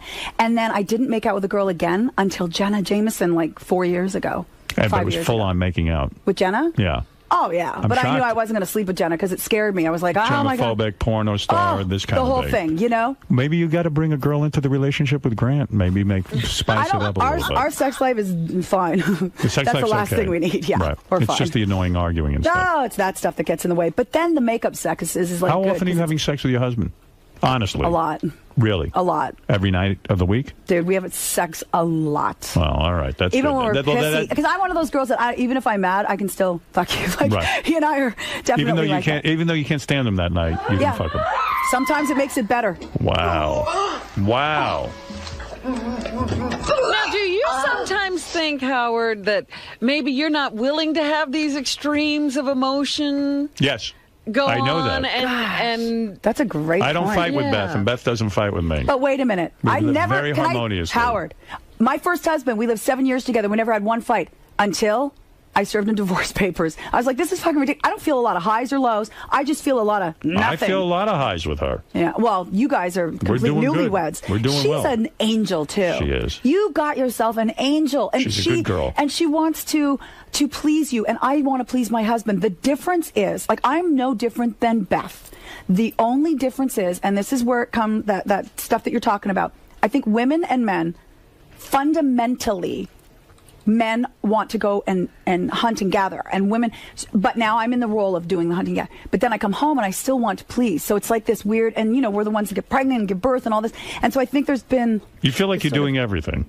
Sometimes women do. But my husband is with the baby. I mean, I have no guilt. He's with her right now. No, he's a He's good an guy. amazing father. Rick, last question for Jillian Barberie, who's on House Husbands of Hollywood, premiering August 15th at 9 p.m. on the Fox Reality Channel. She's telling you it all. She's so honest in this TV show.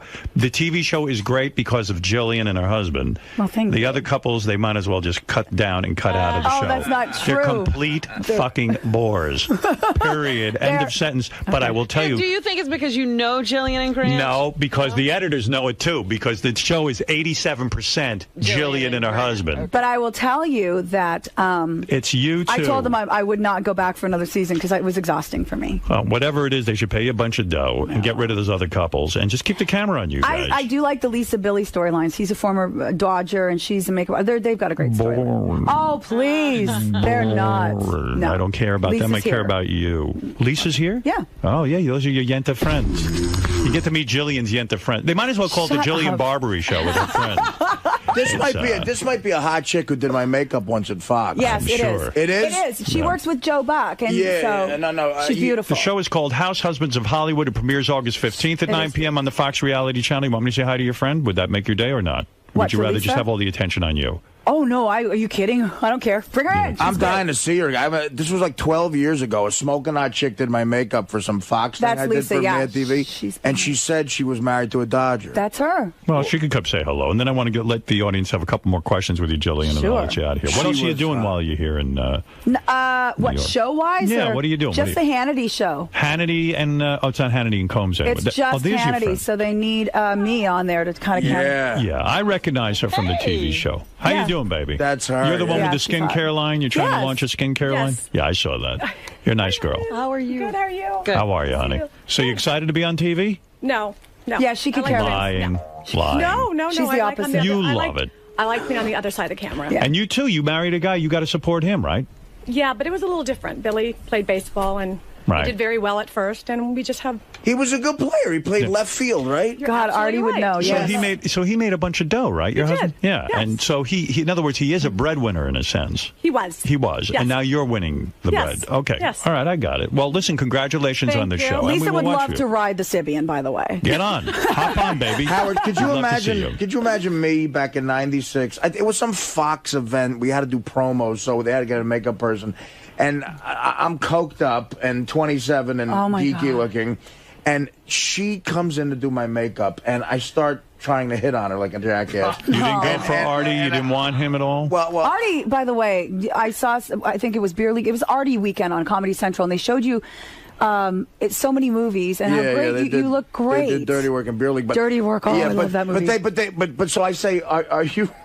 Are you single? And she says, no. I say, what's he do? He's on the Dodgers. Yeah. So I'm like, okay, It's well. hard to compete with that. And I knew who the guy was. He's a big guy. Oh, my God. Let's go to Rick in Pittsburgh, Pennsylvania. What do you want to say to Jillian Barbary on House Husbands of Hollywood? Thanks, Howard. Jillian, I suspect that you and your husband are probably into spanking. Would you say you do it more for fun, for foreplay, or for occasional discipline? Sounds like you almost like to be roughed up in bed, right? Well, yes. There's no doubt about that, Howard. And I'm sure if Dr. Keith Abelo were here, he'd say the reason. How hard does he hit you? Not very hard. Sometimes I ask for it. Sometimes you ask for it. You say, hit me? What is he when he's doing you from behind? It's nasty. It's hair pulling and smacking. Lisa would hate. Oh my God, the stories I used to tell her. She'd go, oh no, I want to be romanced. What are in love. the reasons That's for horrible. it? What is it? I don't know. That gives you an orgasm? When Sometimes you she doesn't listen. Yeah, when you and spank, I'm asking for it. When you spank, does it give you an orgasm?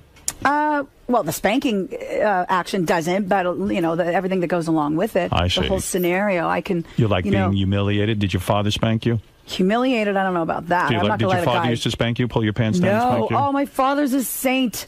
My father, Big Jim, the man who raised me. Do you ever call Grant Daddy? Do you ever say Daddy spank me? No, I have no daddy issues whatsoever. My father, the one who adopted me, is a saint. You ever call him Artie? You're not into the choking thing, though. Lisa, yeah, we are. I want you to be honest. She's a choking girl. Oh, you like to be too. choked. Well, the whole thing we're into. It's not like What did you think of David Carradine? Did you know they found him in women's clothing?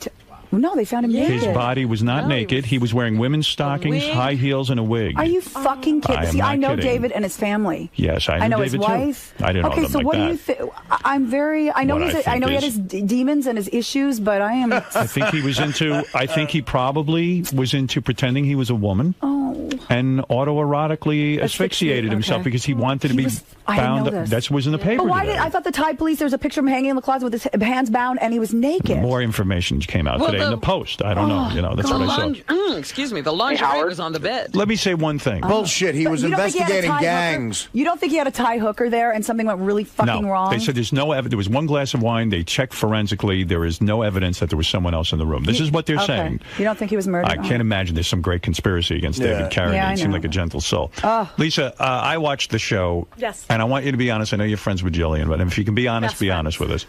I believe her marriage is doomed. Did you hear him? I would suspect after that, where you had the dinner party scenario, I think you went home with your husband and said, I think Jillian and Grant are in big trouble. Why don't you be honest? We knew that night that we saw it happening, so we wanted to get out of there really fast. They did. They went and had cocktails at a bar. Do you know, I had a, I don't want to say who they are, but I have known couples. They're called the arguing couple. And there are couples who have no shame. Everybody has like a group of friends, and there's one couple that always argues. All right, it was me and Dana. I got to tell you something. There are couples, and I've gone to dinner with them, where they get together and they fight viciously in front of other couples. And they think, I don't know what they're thinking.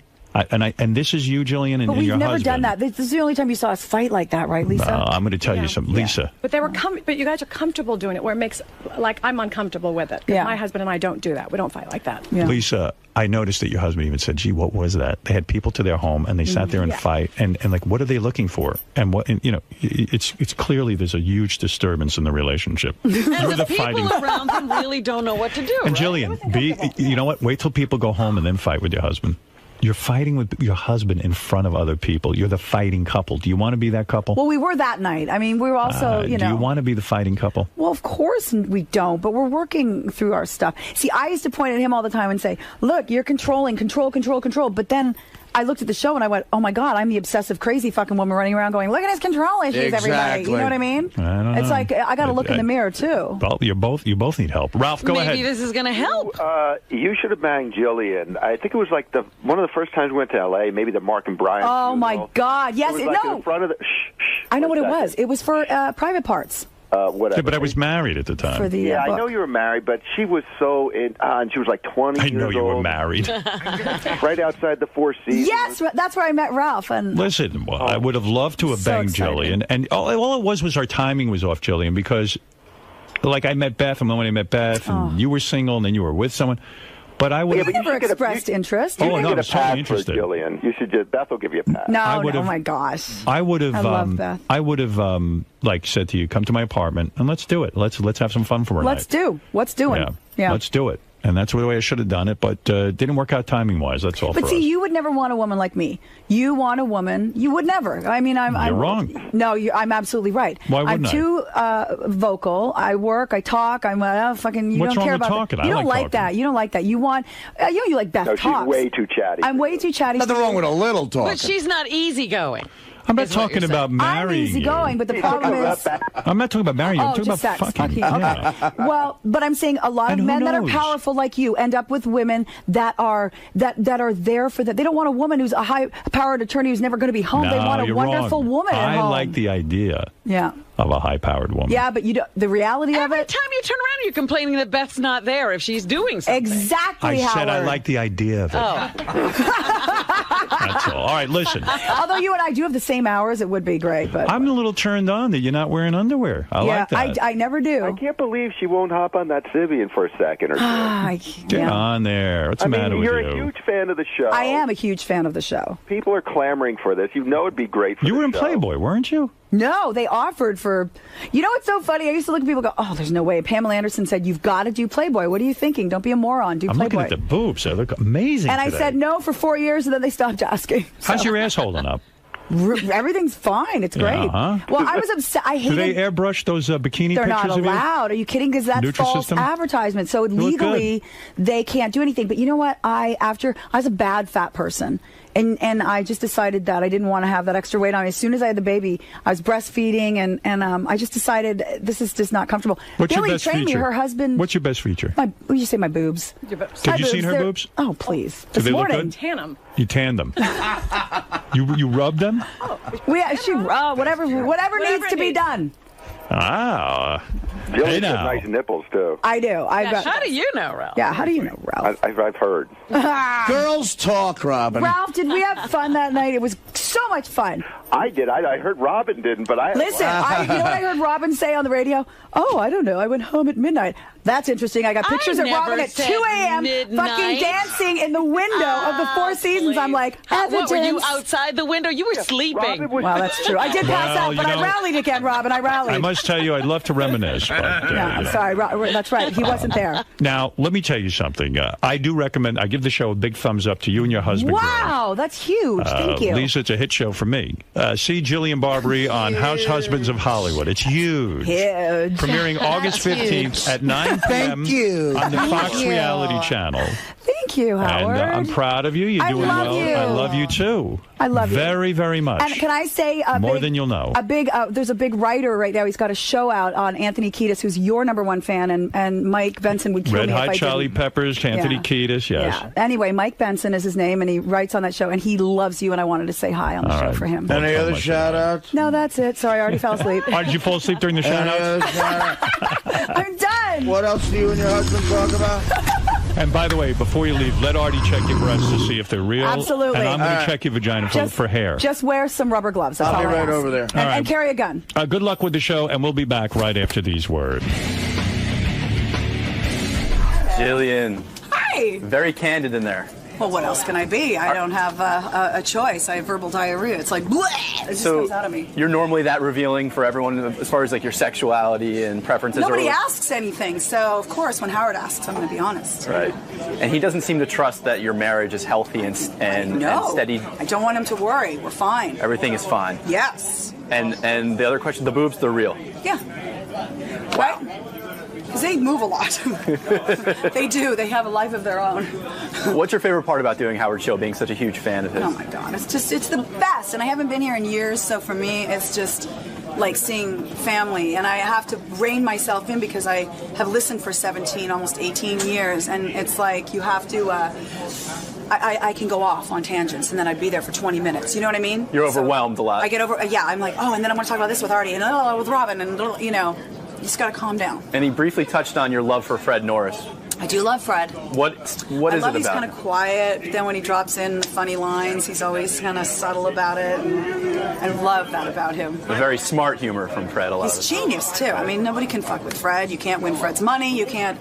Don't even try. So I think that there's that aspect. He's really sexy because he's so smart. All right. Well, thanks for stopping by, Jillian. It was good to see you. Love you guys. Sal, Richard, hey, what's up? Very nice it's so great to meet you. Mwah. I'm a big fan. Good to see you again. Richard, you shaved your head. It looks good. Did. Thank What's you. up, Chrome Dome? Yeah, it's Better my nice aerodynamics summer look. Yeah. For the phone call so that you can be like...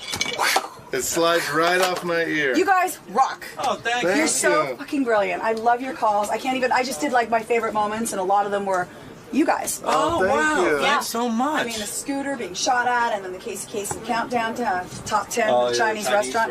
King. Yeah. Genius. JT. Sorry. What is this? Wait, what is this? Tour?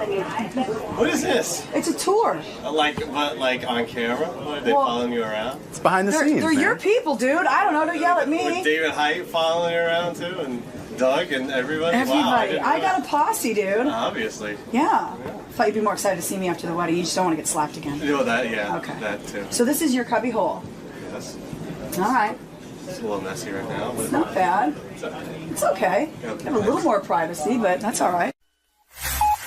This is the best of the wrap-up show. A recap and behind-the-scenes look with John High and Gary Dell'Abate. The best of the wrap-up show begins now. Hey, it's Gary Dell'Abate, Baba Booey.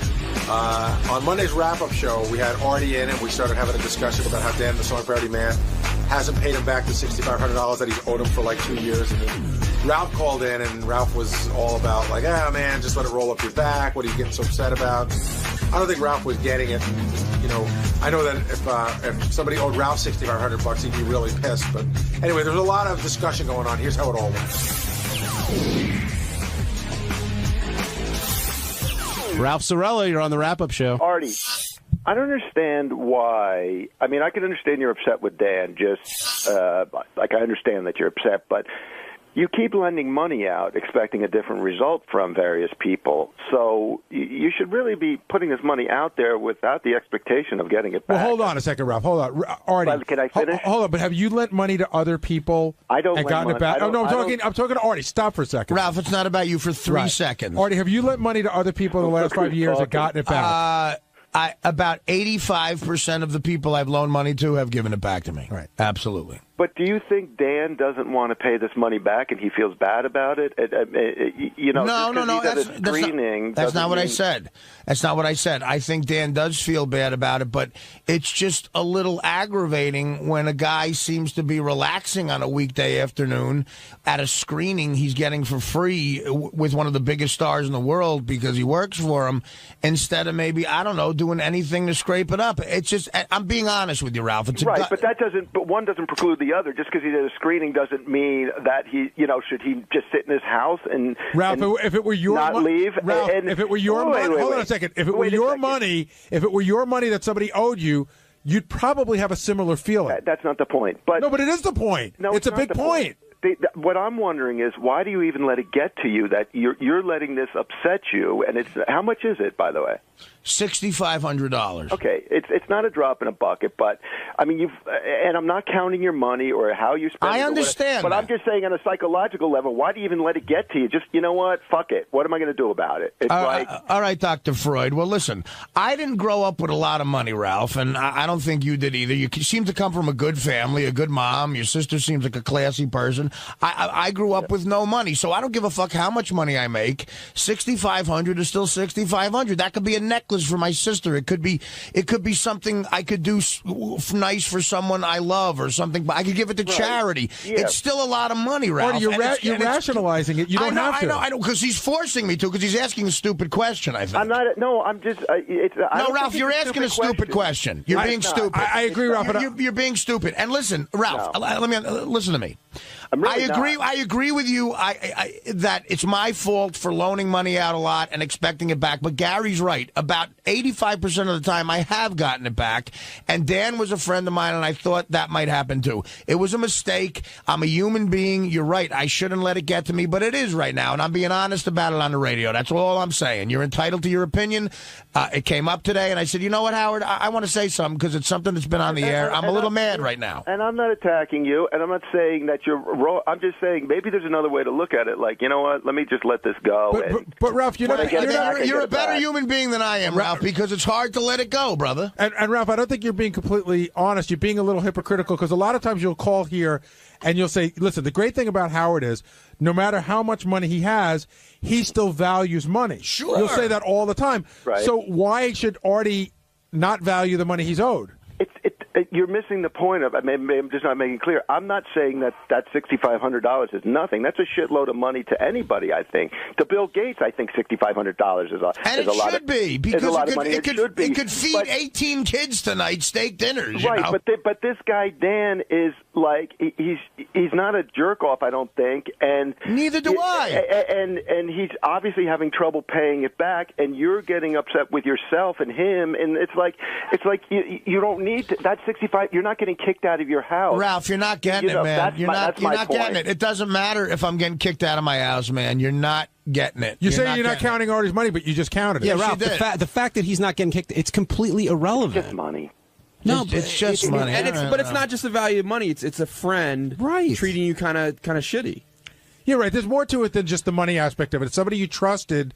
Who and I think again the biggest. I think if Dan could pay Ralph, the money back, if Dan could pay the money back, he would. He would. I'm agreeing with you, Ralph, but he's not making an effort to get it. So something's wrong here. I mean, what if he? I mean, what if Dan could do a million things? He could say to Artie, "Look, I need to wait for the money." I mean, it's just like maybe Ralph, you don't know the situation. You're trying to make me feel guilty right now. I know he has a daughter. That's why I loaned him the money. No. And if he came to me and said, "Oh, I can either give you the $6,500 or feed my kid for 10 days," I said I don't want it. But he's not doing that. He's not communicating with me. Right. See, so instead of like calling him or something like that, you're gonna deal with it on the air. You want me to? No, he dealt with it on the air, Ralph. He made this up. And Howard harps on it because it's funny and interesting. Every time he sees Dan at a screening, Howard makes a joke about it. So get on Howard for talking about it on the air. But didn't you bring it up today and say I'm upset with Dan? No, Dan came up, and I thought, and I am, and because it's been brought up on the air, I brought it up. All right. Ralph, only you could make Artie feel like the villain in this. I'm not. You're twisting it. You're saying just forget it. I'm sure he'd pay it back if he could, but there's more to it than just actual money as well. And Benji started to touch on that a little bit. No, hold on. Let me finish now. Hold on. Let me finish. You're trying to make me the villain for saying, "Hey, look at it." So you are the villain because you're talking like a jerk off right now. I want to make my point, and I have the luck of not having to listen to Ralph while I want to make the point. It's not only dollars and cents you're dealing with here. Benji sort of touched upon it. It's a friendship. It's a person that you trusted that said they were going to do something that they didn't, and it's a lack of communication. And I think that's Artie's biggest issue. In other words, if I were in the same position and somebody came to me and said, listen, man, I know I owe you that money. Times have been rough. I lost my job. Just a little communication. But Artie doesn't get any communication. He just goes to a screening and sees a guy sitting there, and then your mind just makes up the rest. Look, Dan used to call me a few times a day. You know what I mean? And this goes back to the Chaz Palminteri Bronx Tale thing. He says that jerk off's out of your life for $20. He owes you $20.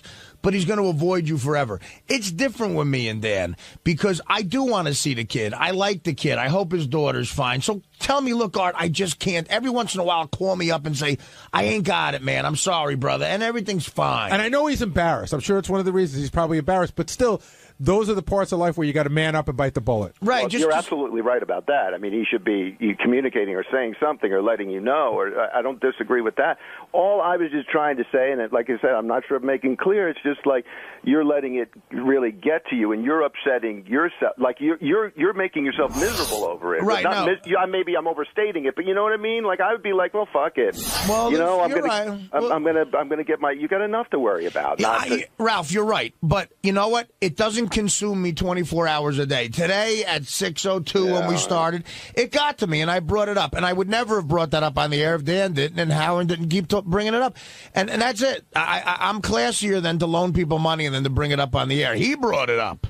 He brought it up. And, this other guy who owes me the money, who I won't talk about because I would never do that, he's not a friend of mine. I don't know him. I still don't know why you lent that guy money. Because he told me he was going to get killed by a loan shark or something, and he was going to get evicted from his house. And look, people know I'm a soft touch. I gave the guy $4,000, and you know what? He's not a friend of mine, and I don't care if I ever see him again. But Dan is, and I do care. That's the problem. See, that's the problem too. It's like people know that you give out money, and it's like I know, but and look, the Bank of Hoboken. To my family, exactly. What do they call you? The Bank of Hoboken. That was very funny. But to my family's credit, no one in my family has ever asked me for money. I got cousins who work their ass off climbing roofs, carpenters. I come from a classy family, thank God. It's no one in my family. They're happy for me, and I love seeing them. But I got a couple. Look, I went to high school, had a few dirtbags in it, and people. And they seem to find her. People are lingering around. Why do you think I'm not on Facebook? Hey, have you been able to say no to anyone? You'd be bankrupt if you were on Facebook. That's a good question. Have you said no to anyone? Like, what's the best story you said no to? From the guy who couldn't say no to Scott the engineer. Oh, right. Like from a high school. That's true, right? You know what, Benji? I don't think I've ever said no to someone who's asked me to loan them money. And because no one's ever asked me to loan them $1 million, but people have always asked me to loan them money that's affordable to me. Technically, with Dan, I did, because Dan wanted $15,000. I gave him $7,500, and then he came back and said, "Forget about it." Can I tell you something? This is really terrible. We were going to do sort of a practical joke hidden camera. Well, it came up on the air. I came up in one of the meetings one time. You were lending people money. We were like, Artie's such a soft touch. He's such a good guy. We were going to do a hidden camera. Yeah. Where I was, but this I felt so bad about. Where this. I was going to come out to George Takei and he was going to ask me for money. No. where I was going to go in and see like maybe tell you like one of my kids was sick and see how much I could get out of you. And I said that's just a terrible thing. Like could I? But you would have given me money. And let me tell you something. If you told me one of your kids was sick, I would have given you $400,000. I know that. I know, and that's what we sort of know that there was no. That would have been. And who, I couldn't do that with my kids. There's no God, but God forbid. I have to say that like my grandmother. Your kid. Hopefully, your kid doesn't get. Well, the other thing is, if I was coming to Artie for money, I would think like, all right, what's the number that would he would pay, but it wouldn't be ridiculous. Like Dan overreached with 15. It's like deal or no deal. And Ralph makes a good living, but I'm sure that, and to Ralph's credit, he's never asked me for any money. You know what I mean? It's like I've never borrowed money from anybody. Right. I mean, and that's the thing about Ralph. Like, he does have that principle about him because he was raised right, I think. But and I think Dan was raised right, too, but he was just desperate. It was his kid, and I'm not trying to fuck with him. But I said something today spontaneously, and maybe I shouldn't have, but it was on the air already. It's more like Price is Right. Like, how high do you bid? At what point do you turn Artie off? That would be the gag to pull on you. Will Artie lend this woman from Ohio with the gout $25,000? I'm going to say lower. Higher. Hey, what's up? This is Will, and on Tuesday's wrap-up show, we talked about the great game Bang My Dad, where Matt, a very lucky father, won a great date with a mother-daughter porn team from the Bunny Ranch. This guy is a lucky dude. Check it out. We should get to the big contest, and that was Bang Your Dad, where daughters came in and pitched their fathers to win a date with the Bunny Ranch mother-daughter team of Ellie and Desi. And was it awkward in there? I mean, or well, I wasn't in there. We should get Will down here. I actually missed a lot of it. I was on a phone call for a good deal of it. But, you do look up at your monitor, and you see a dad, one was surrounded by two daughters and one was surrounded by, a daughter. And I heard the girl say, well, my dad had a bad experience with a hooker. That's why I brought him here. And it is a little, different. Benji, you were in there. Was it awkward? Was it exciting? How did you feel? You think Benji felt awkward because there were girls trying to get their fathers laid by whores? Listen, it's not my life. But I really don't think there's anything wrong. It could be actually one day. I don't. I could see your daughter trying to get you a whore. I wouldn't want to have to pay for sex, but I just don't think I don't know. To me, it's not. It's unconventional and it's different, but it's not really that bad. But of course, yeah, it's shocking. Do you think it's a good measure of a daughter's love for their father? It was nice if they can have a healthy way to talk about it with them. Sure, why not? And Will Murray. I'm sorry. Go ahead, Ben. The daughters seem to. Yeah, they all seem to have very nice relationships with their dads. All right, Will Murray now joining us here on the wrap-up show. Will, was this a tricky contest to pull off? Or maybe there are a bunch of daughters who want their dads to win a dream date with a mother-daughter Bunny Ranch team. No, I mean, we didn't have a whole lot of people to work with, but obviously we had enough to make it work. Actually, one of the couples broke, that they dropped out at the last minute. I guess the wife and the husband made up, so they were out. And then we had one other contestant that was interested, but these were the two great stories just because, the daughter with the hooker saga, and then obviously the one guy is still married, which is such a great story. So And that seemed to freak Howard out. Yeah, Dominic was frustrated by his first Vegas experience, I guess. That's the one contestant. He came real close to winning this one, but he just came up a vote short. And then Matt, who was still married, his daughters put him up for it. He said he spoke with his wife once, and she gave him the go-ahead, and that's pretty much how he's going to proceed. Yeah, it was one of those things that I was actually really surprised that Matt was here, at the beginning of the contest, because you just hear this on paper, and it just doesn't almost compute. You're like, what are you talking about? So I didn't understand. He's married. He's still married. And he said his wife said it was okay. And why did his daughters want this for him if he's married? Because they said, he works very hard and he hasn't had a very good marriage. They didn't say it was a bad marriage. They just said it's kind of a stale marriage and he needed some spice. Because I wonder how they'd feel if their daughters were getting, their husband's a girl because maybe, they wanted to make this marriage be a little better. It is. Listen, it's. I don't judge, but it's wacky behavior. And if you missed it, here's a clip of Matt winning the big contest. All right, Matt. Well, it's a date. The ladies are with you. God bless you. Whatever happens, happens. That's between you guys. Well, what do the girls do while Dad now goes on this date? What are you girls going to be Have busy sex with me. What are you girls going to be busy doing? I don't know. We're going to go out and look for our own dates. I see. Swear. And Matt, by the way, let me say something. There's no shame in you going off with the ladies, and even if it's just making out and some sexual talk, you can just do that. I mean, you don't have to. Dirty books together. You're such a. I'm just putting the thought out there. You can do what goes on. It's a date. It's He's so conservative. Howard is evolved. I'm evolved. You are. Thank you. I haven't though. So listen. I offered my boob and he wouldn't touch. Now, I pulled that clip for a couple reasons, but one, I've never heard Robin called Howard a fuddy-duddy before. Where's she coming from on that? I don't know, Howard, just giving the guy all the options, you know what I mean? And the guy could do whatever he wants. There was something really, just his demeanor, it was really sad. And I was one of the voters, and I voted for him because I didn't know what criteria to vote on. Like, the Dominic situation seemed much happier. Like, he just seemed like he was divorced, and his daughter was kind of shy about it, but she wanted her dad to get laid. And this one just seemed darker, but there was something so sad about him. Gary, you voted, right? No, I didn't. I didn't vote at all. Who would you have voted for? I didn't. You know what? I said I was on a phone. I didn't hear enough of it to really be able to get the full gist of it. Yeah, I don't know. Did you disagree with the outcome? I probably would have voted for Dominic. But it was like a 51-49 split. They both had pretty good stories, I thought. What about you, Will? I would have voted for Matt. I thought that's the more compelling story. It'll be funny, especially if we can get the mom on the air tomorrow when we talk about the date. That'd be great. And it might be going on right now. Exactly. Right. By the way, a funny sort of backstage thing that was going on. Ron Jeremy, the porn star, he's been here so many times and he never gets in the door. You know what I mean? And it's become almost like a running joke, and it's gotten to the point where Ron doesn't even ask anymore. So he was with Dennis from the Bunny Ranch, but I walked by the green room. Ron was sleeping and snoring so fucking loud. It was the funniest thing to see Ron Jeremy passed out in our green room. Let's talk about Desi and Ellie. Ellie's the mom and Desi's the daughter, or do I have that backwards? Backwards. Desi was the mother. Ellie's the daughter. And Ellie seemed to have a lot of fans in the studio today. Who, Ellie? Yeah. The daughter? Yeah, she's pretty hot, especially for, Bunny Ranch girls sometimes get a bum rap, but the last few that have come in here have been pretty attractive. That Brooke Taylor was really hot, I thought, and the Virgin girls were hot, too. Which was the one that was doing this? That was a mom. Oh, okay. That was Desi.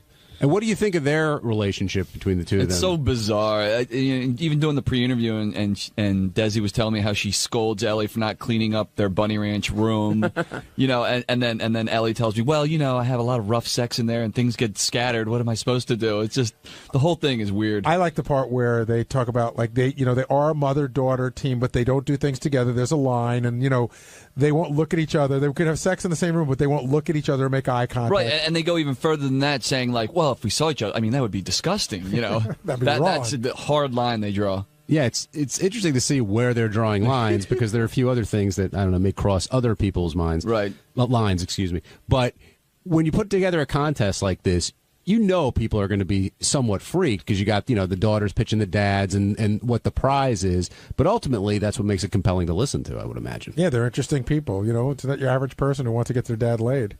Ask Napkin Ed, you're on the wrap-up show. Yeah, those fucking bitches made me sick today that you had in there on the fucking show with that fucking laugh and the it's fucking phony ass shit. And I wouldn't mind fucking cutting their throats and putting them in the ghost. Ed, calm down. No, they made me fucking sick. Ed, you got to chill out. Fucking mad about, all right. He's angry. Hey, it's Sal, and on Wednesday's wrap-up show, the brilliant Bob Levy came on to talk about his problems and the fact that he can't spell, that he can't comprehend anything, and then they asked him who's smarter, himself or me, and that fucking moron had the balls to say he's smarter than me. He can't even say shrimp properly. He can't even spell. He's an idiot from New Jersey. He lives in a fucking trailer. Fuck you, Bob. Christine, when you came in, you were skeptical of the way Bob pronounces things and the way he spells things. I mean, Bob, some people think, how could you not be able to say this? How can you not be able to spell this? Because I don't know these words. Like, once I can get to know the word, it's, I can learn it, and that's how I go. I don't use these words like that. Doug came up with that stupid word, and he spit on me when he was saying it. What was that What was that word again? Oh, what was that? Oh, my God. It was like tittle-thwaddle or thwaddle something or other. I mean, it's words that you don't use. Yeah, tiddly. What the fuck is that? When am I going to use that? And that's one thing we get to a Miserable Man is a lot of people say, I just don't buy it. I can't believe that this guy can't read, that he's this, this is them saying it, that he's this stupid. But here's how I do know it's true. Right. Because Bob's wife really doesn't believe it, and that's just love. Yeah, exactly. You know what I mean? Like, That's in other blind words, love. I think if the fact that she goes, I don't really think Bob thinks like that, and I see the way she looks at him, that's why I buy it even more. But the funny thing is, Gary gets my emails. Like, if I send in a bid or something, he'll write back to me and go, what are you talking about? And I have to actually go back and forth 3 times. First of all, Bob writes no capitalization, no punctuation, and unbelievable amount of misspelling. So it's hard to really comprehend. I'll show you one of his emails later. It's all run on. I don't know where it begins or it ends. It's like a cat walked across the keyboard and sent an email. But I have to say that after I've communicated with Bob enough, I sort of Now do you understand know it, right? Yeah, I sort of look at your emails and I think about it and I get it. Well, there'll be times we're doing the show and I hear him trying to pronounce a word, and he's nowhere even near the word, not even close. And for whatever reason, I know exactly what word he's trying to say. Well, Bob, let's let Christine get a word in here. Christine, I mean, what about what Gary just said? Do you love him so much that you can look past that, or do you think I look past it because it doesn't affect our daily life. I mean, I think I'm pretty intelligent. I have good grammar. I know how to use punctuation. So it doesn't, there's anything that needs to be done. I handle all the business stuff and anything that needs to be written down. But he does ask me. Isn't or it true read. Like, Christine, what's a word that he asked? Like, you're sitting at home and he goes, Christine, how do you spell? And you go, oh my God. Yeah, he'll be on the computer. The other day it was through. And I said, well, do you mean through as in I threw a ball, or I need to go through, the toll booth or whatever? And he goes, I don't know, just tell me through. Yeah, so I had to find out which So I meaning. said and through. then I went through. But then I spell it, and then he's like, okay, wait, say it again. And then I have to spell something like 4 times. And I'm She's sitting my there spell thinking, check. like, how can he not know this? Like, a part of me, I know he's not faking it, but part of me is just like, he's not a stupid man. So how can you not know how to spell simple I have words? a blockage with things like that. I am totally, like, 3/4 of my mind is perfect. I can think of great ideas. Really? I can, That much of your mind? Well, all right, half of my mind. No, throwing all the jokes out the window. Yeah. When you were in school and stuff, how did you do as a general rule? Like, you graduated high school. No, I didn't. You didn't? I went to 6 years of high school. I would have had to stay. You were that guy? I was that guy, the guy that had the car. Yeah, Yeah, exactly. I was the guy. You were buying beer for everybody? Yeah, I was the guy. And I got to the point where they go, you're going to have to go another half a year to graduate, and I couldn't anymore. I just couldn't do it anymore. You know what? After 6 years? After 6 years, I still needed like 6 more credits or something like that. And did they ever? It was so long ago, but did they ever test you, diagnose you? No, they or, just or. I just smoked a lot of pot. When you were in I didn't high go to school, did you stay in one room and the teachers moved, or did you move from No, class I went to class, you fuck. You know what it's I had like? a helmet on. A question. I thought I was on the football team. It's like in the the movie Better Off Dead. He has this friend and he goes, "Look, I've been in high school for 8 years. I'm no dummy." All right, I have a question for the room, and then of course I want you to answer it, Bob. Okay. Who's the smarter guy, Bob Levy or Sal Governale? Fred, you first. You know what?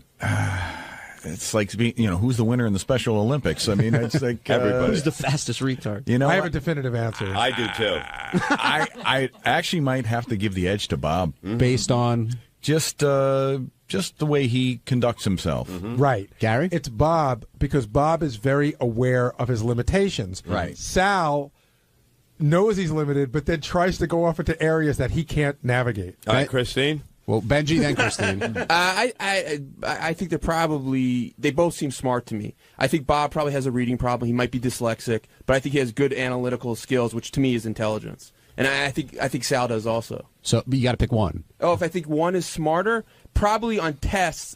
There's no way to know that. On tests, Sal would do better. Okay, Christine? Definitely my husband, obviously. But I think Bob is so street smart, and he's so good with numbers, and he's such a great businessman that it's so odd that he can't read. Because, I mean, he'll add up, he'll be figuring out ticket sales and how many seats they need. And, I mean, he's doing all these figures in his head, and he's adding up, for the month, he has 10 shows. Okay, this is how much I'm going to make for the end of the month. I mean, he does it like that in his head. Does he ever say Judge Wapner's on at 4 o'clock? No, I never did that. You ever think about getting a tutor or somebody just to help you? I'm not kidding around. Well, I'm taking acting lessons, so I'm going to see how that works. I'm sorry, what are you out. taking? See, Acting he just said lessons. lessons. It's lessons. Well, that's going to help me talk. Shirley, who's your vote for? I would say based on people skills, because Bob, I think, has a little bit better people skills. He could talk to people, and believe it or not, he does have a filter in his head that I think Sal sometimes is there, but it's just not on. Bob, you want to vote on this? I would definitely say me, because like when we played that game, and Sal wouldn't check the words that I did, and I sent you the bit. I said, why don't we have a thing where people would call in to win if I got it right, or if Sal got it wrong. Like he wouldn't check the game, so it would be like a double game trying to win it, because he's checking my words on a computer, and he can't.